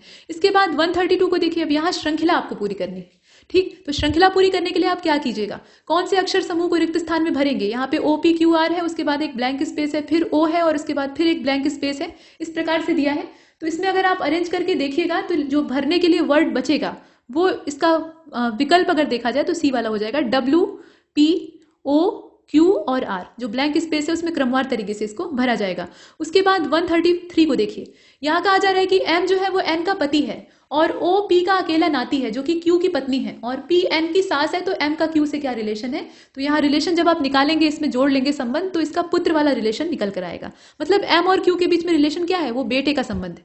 इसके बाद अगले वाले को देखिए, 134 में कहा गया कि रोहन हर्षित से लंबा है जो कि सलमान से छोटा है, ठीक है। नेहा हरीश से भी लंबी है और हर्षित से छोटी है। सलमान रोहन से छोटा है, तो सबसे लंबा कौन है, तो सबसे लंबा इसमें फिर कौन हो जाएगा, इसमें से रोहन हो जाएगा, रोहन सबसे लंबी हाइट का होगा। 135 को देखिए, सिमरन जो है वो 10 किलोमीटर पश्चिम में जाती है, पूरा पश्चिम वाला क्वेश्चन, यहाँ ईस्ट बना लीजिए, यहाँ वेस्ट बना लीजिए, यहाँ नॉर्थ, यहाँ साउथ कर लीजिए। 10 किलोमीटर पश्चिम में जाता है, उसके बाद फिर उत्तर की ओर मुड़ती है, फिर 10 किलोमीटर जाती है, फिर पूर्व की ओर मुड़ती है, फिर 10 किलोमीटर जाती है, फिर उत्तर की ओर मुड़ती है, फिर 10 किलोमीटर जाती है। तो आरंभिक बिंदु से कितनी दूर है, तो यहाँ निकाल सकते हैं आप आराम से कैलकुलेट करके, और इसका जो करेक्ट आंसर है वो क्या हो जाएगा, 20 किलोमीटर। 20 किलोमीटर टोटल आएगा। इसके बाद 136 को देखिएगा, कहा जा रहा है कि एक महिला की ओर एक फोटोग्राफ की ओर इशारा करते हुए एक लड़की ने कहा, ऐसा दिया हुआ है, point two the photograph of a women. यहाँ पर कुछ जो वाक्य है ना उसमें डिस्टर्बेंस है। महिला की फोटोग्राफ है, उसकी ओर इशारा करते हुए एक लड़की जो है वो बोलती है कि वह, यानी जो फोटोग्राफ में महिला दी है, वह मेरे पिता के इकलौते पुत्र की दादी की पुत्रवधू है, यानी उनकी पतोहू है। तो वह महिला उस लड़की से कैसे जुड़ी हुई है आपको बताना है, मतलब वो फोटो जो है महिला की वो किस तरह से संबंधित है उस लड़की से। तो 136 का इसमें रिलेशन क्या होगा, वो उसकी माता जी हैं। ठीक, इतना लंबा उसे घुमाकर बोलना था क्योंकि रीजनिंग का क्वेश्चन बनाना था, लेकिन वो थी उसकी मम्मी। इसके बाद 137 को देखिए, यदि साधारण वर्ष में 6 अप्रैल को मंगलवार था, लीप ईयर नहीं था, मतलब जो टोटल फरवरी 28 दिन वाला साल होता है उस हिसाब से 6 अप्रैल को मंगलवार था, तो इसी साल में 17 जुलाई अगर होगी तो सप्ताह का कौन सा दिन होगा आप बताइए। तो 17 जुलाई को क्या होगा, मंगलवार होगा, सिंपल है, उसी साल में आपको कैलकुलेट करना है तो आप बिना ट्रिक का भी कर सकते हैं। इसके बाद अब घड़ी का यहाँ दिया हुआ है, घड़ी वाला क्वेश्चन आता है, तो 12:25 हो रहा है वास्तविक समय, दर्पण में उसका प्रतिबिंब क्या बनेगा आप बताइए। तो दर्पण वाला अगर आप देखेंगे तो इसमें से ए वाला हो जाएगा, 11:35 दिखाई देगा आपको। घड़ी का आप बनाकर अरेंज कर सकते हैं, मिरर इमेज आपको दिखानी है बस। 139 वाला देखिए, 139 में आपसे कहा गया कि 39 छात्रों की एक कक्षा है, सुमन अभिषेक से 7वें स्थान, माफ कीजिएगा, सुमन अभिषेक से 7 स्थान आगे है, मतलब अभिषेक जहां से है वहां से 7 स्थान आगे सुमन की स्थिति है, और अभिषेक का स्थान अंत से 17वां है, मतलब अंत यहाँ पे है तो वहां से 17वीं पोजीशन पे अभिषेक खुद बैठा हुआ है। तो सुमन की प्रारंभ से स्थिति, मतलब यहां से सुमन की जो स्थिति है वो आपको बतानी है। तो यहाँ जब आप कैलकुलेट कीजिएगा तो इसका जो आएगा वो 16वीं पोजीशन आएगी, ठीक है, 16वीं। इसके बाद 140वें को देखते हैं लास्ट। इसमें कहा जा रहा है कि एक 6 छात्र जो है वो एक वृत्त के आकार में खड़े हैं, आपस में गोला बनाकर खड़े हुए हैं, और उनका मुंह केंद्र की ओर है। सुभाष परेश के बाईं ओर है, ठीक है, और रेयान जो है वो सुभाष और नित्या के मध्य में है, बीच में है। अश्वनी परेश और कीर्ति के बीच में है। परेश के बाईं ओर कौन है, तो यहाँ जो करेक्ट आंसर है वो क्या हो जाएगा, यहाँ पर जो करेक्ट आंसर है इसे आप देख लीजिए पहले, इसका जो राइट आंसर है वो क्या होगा, सुभाष हो जाएगा।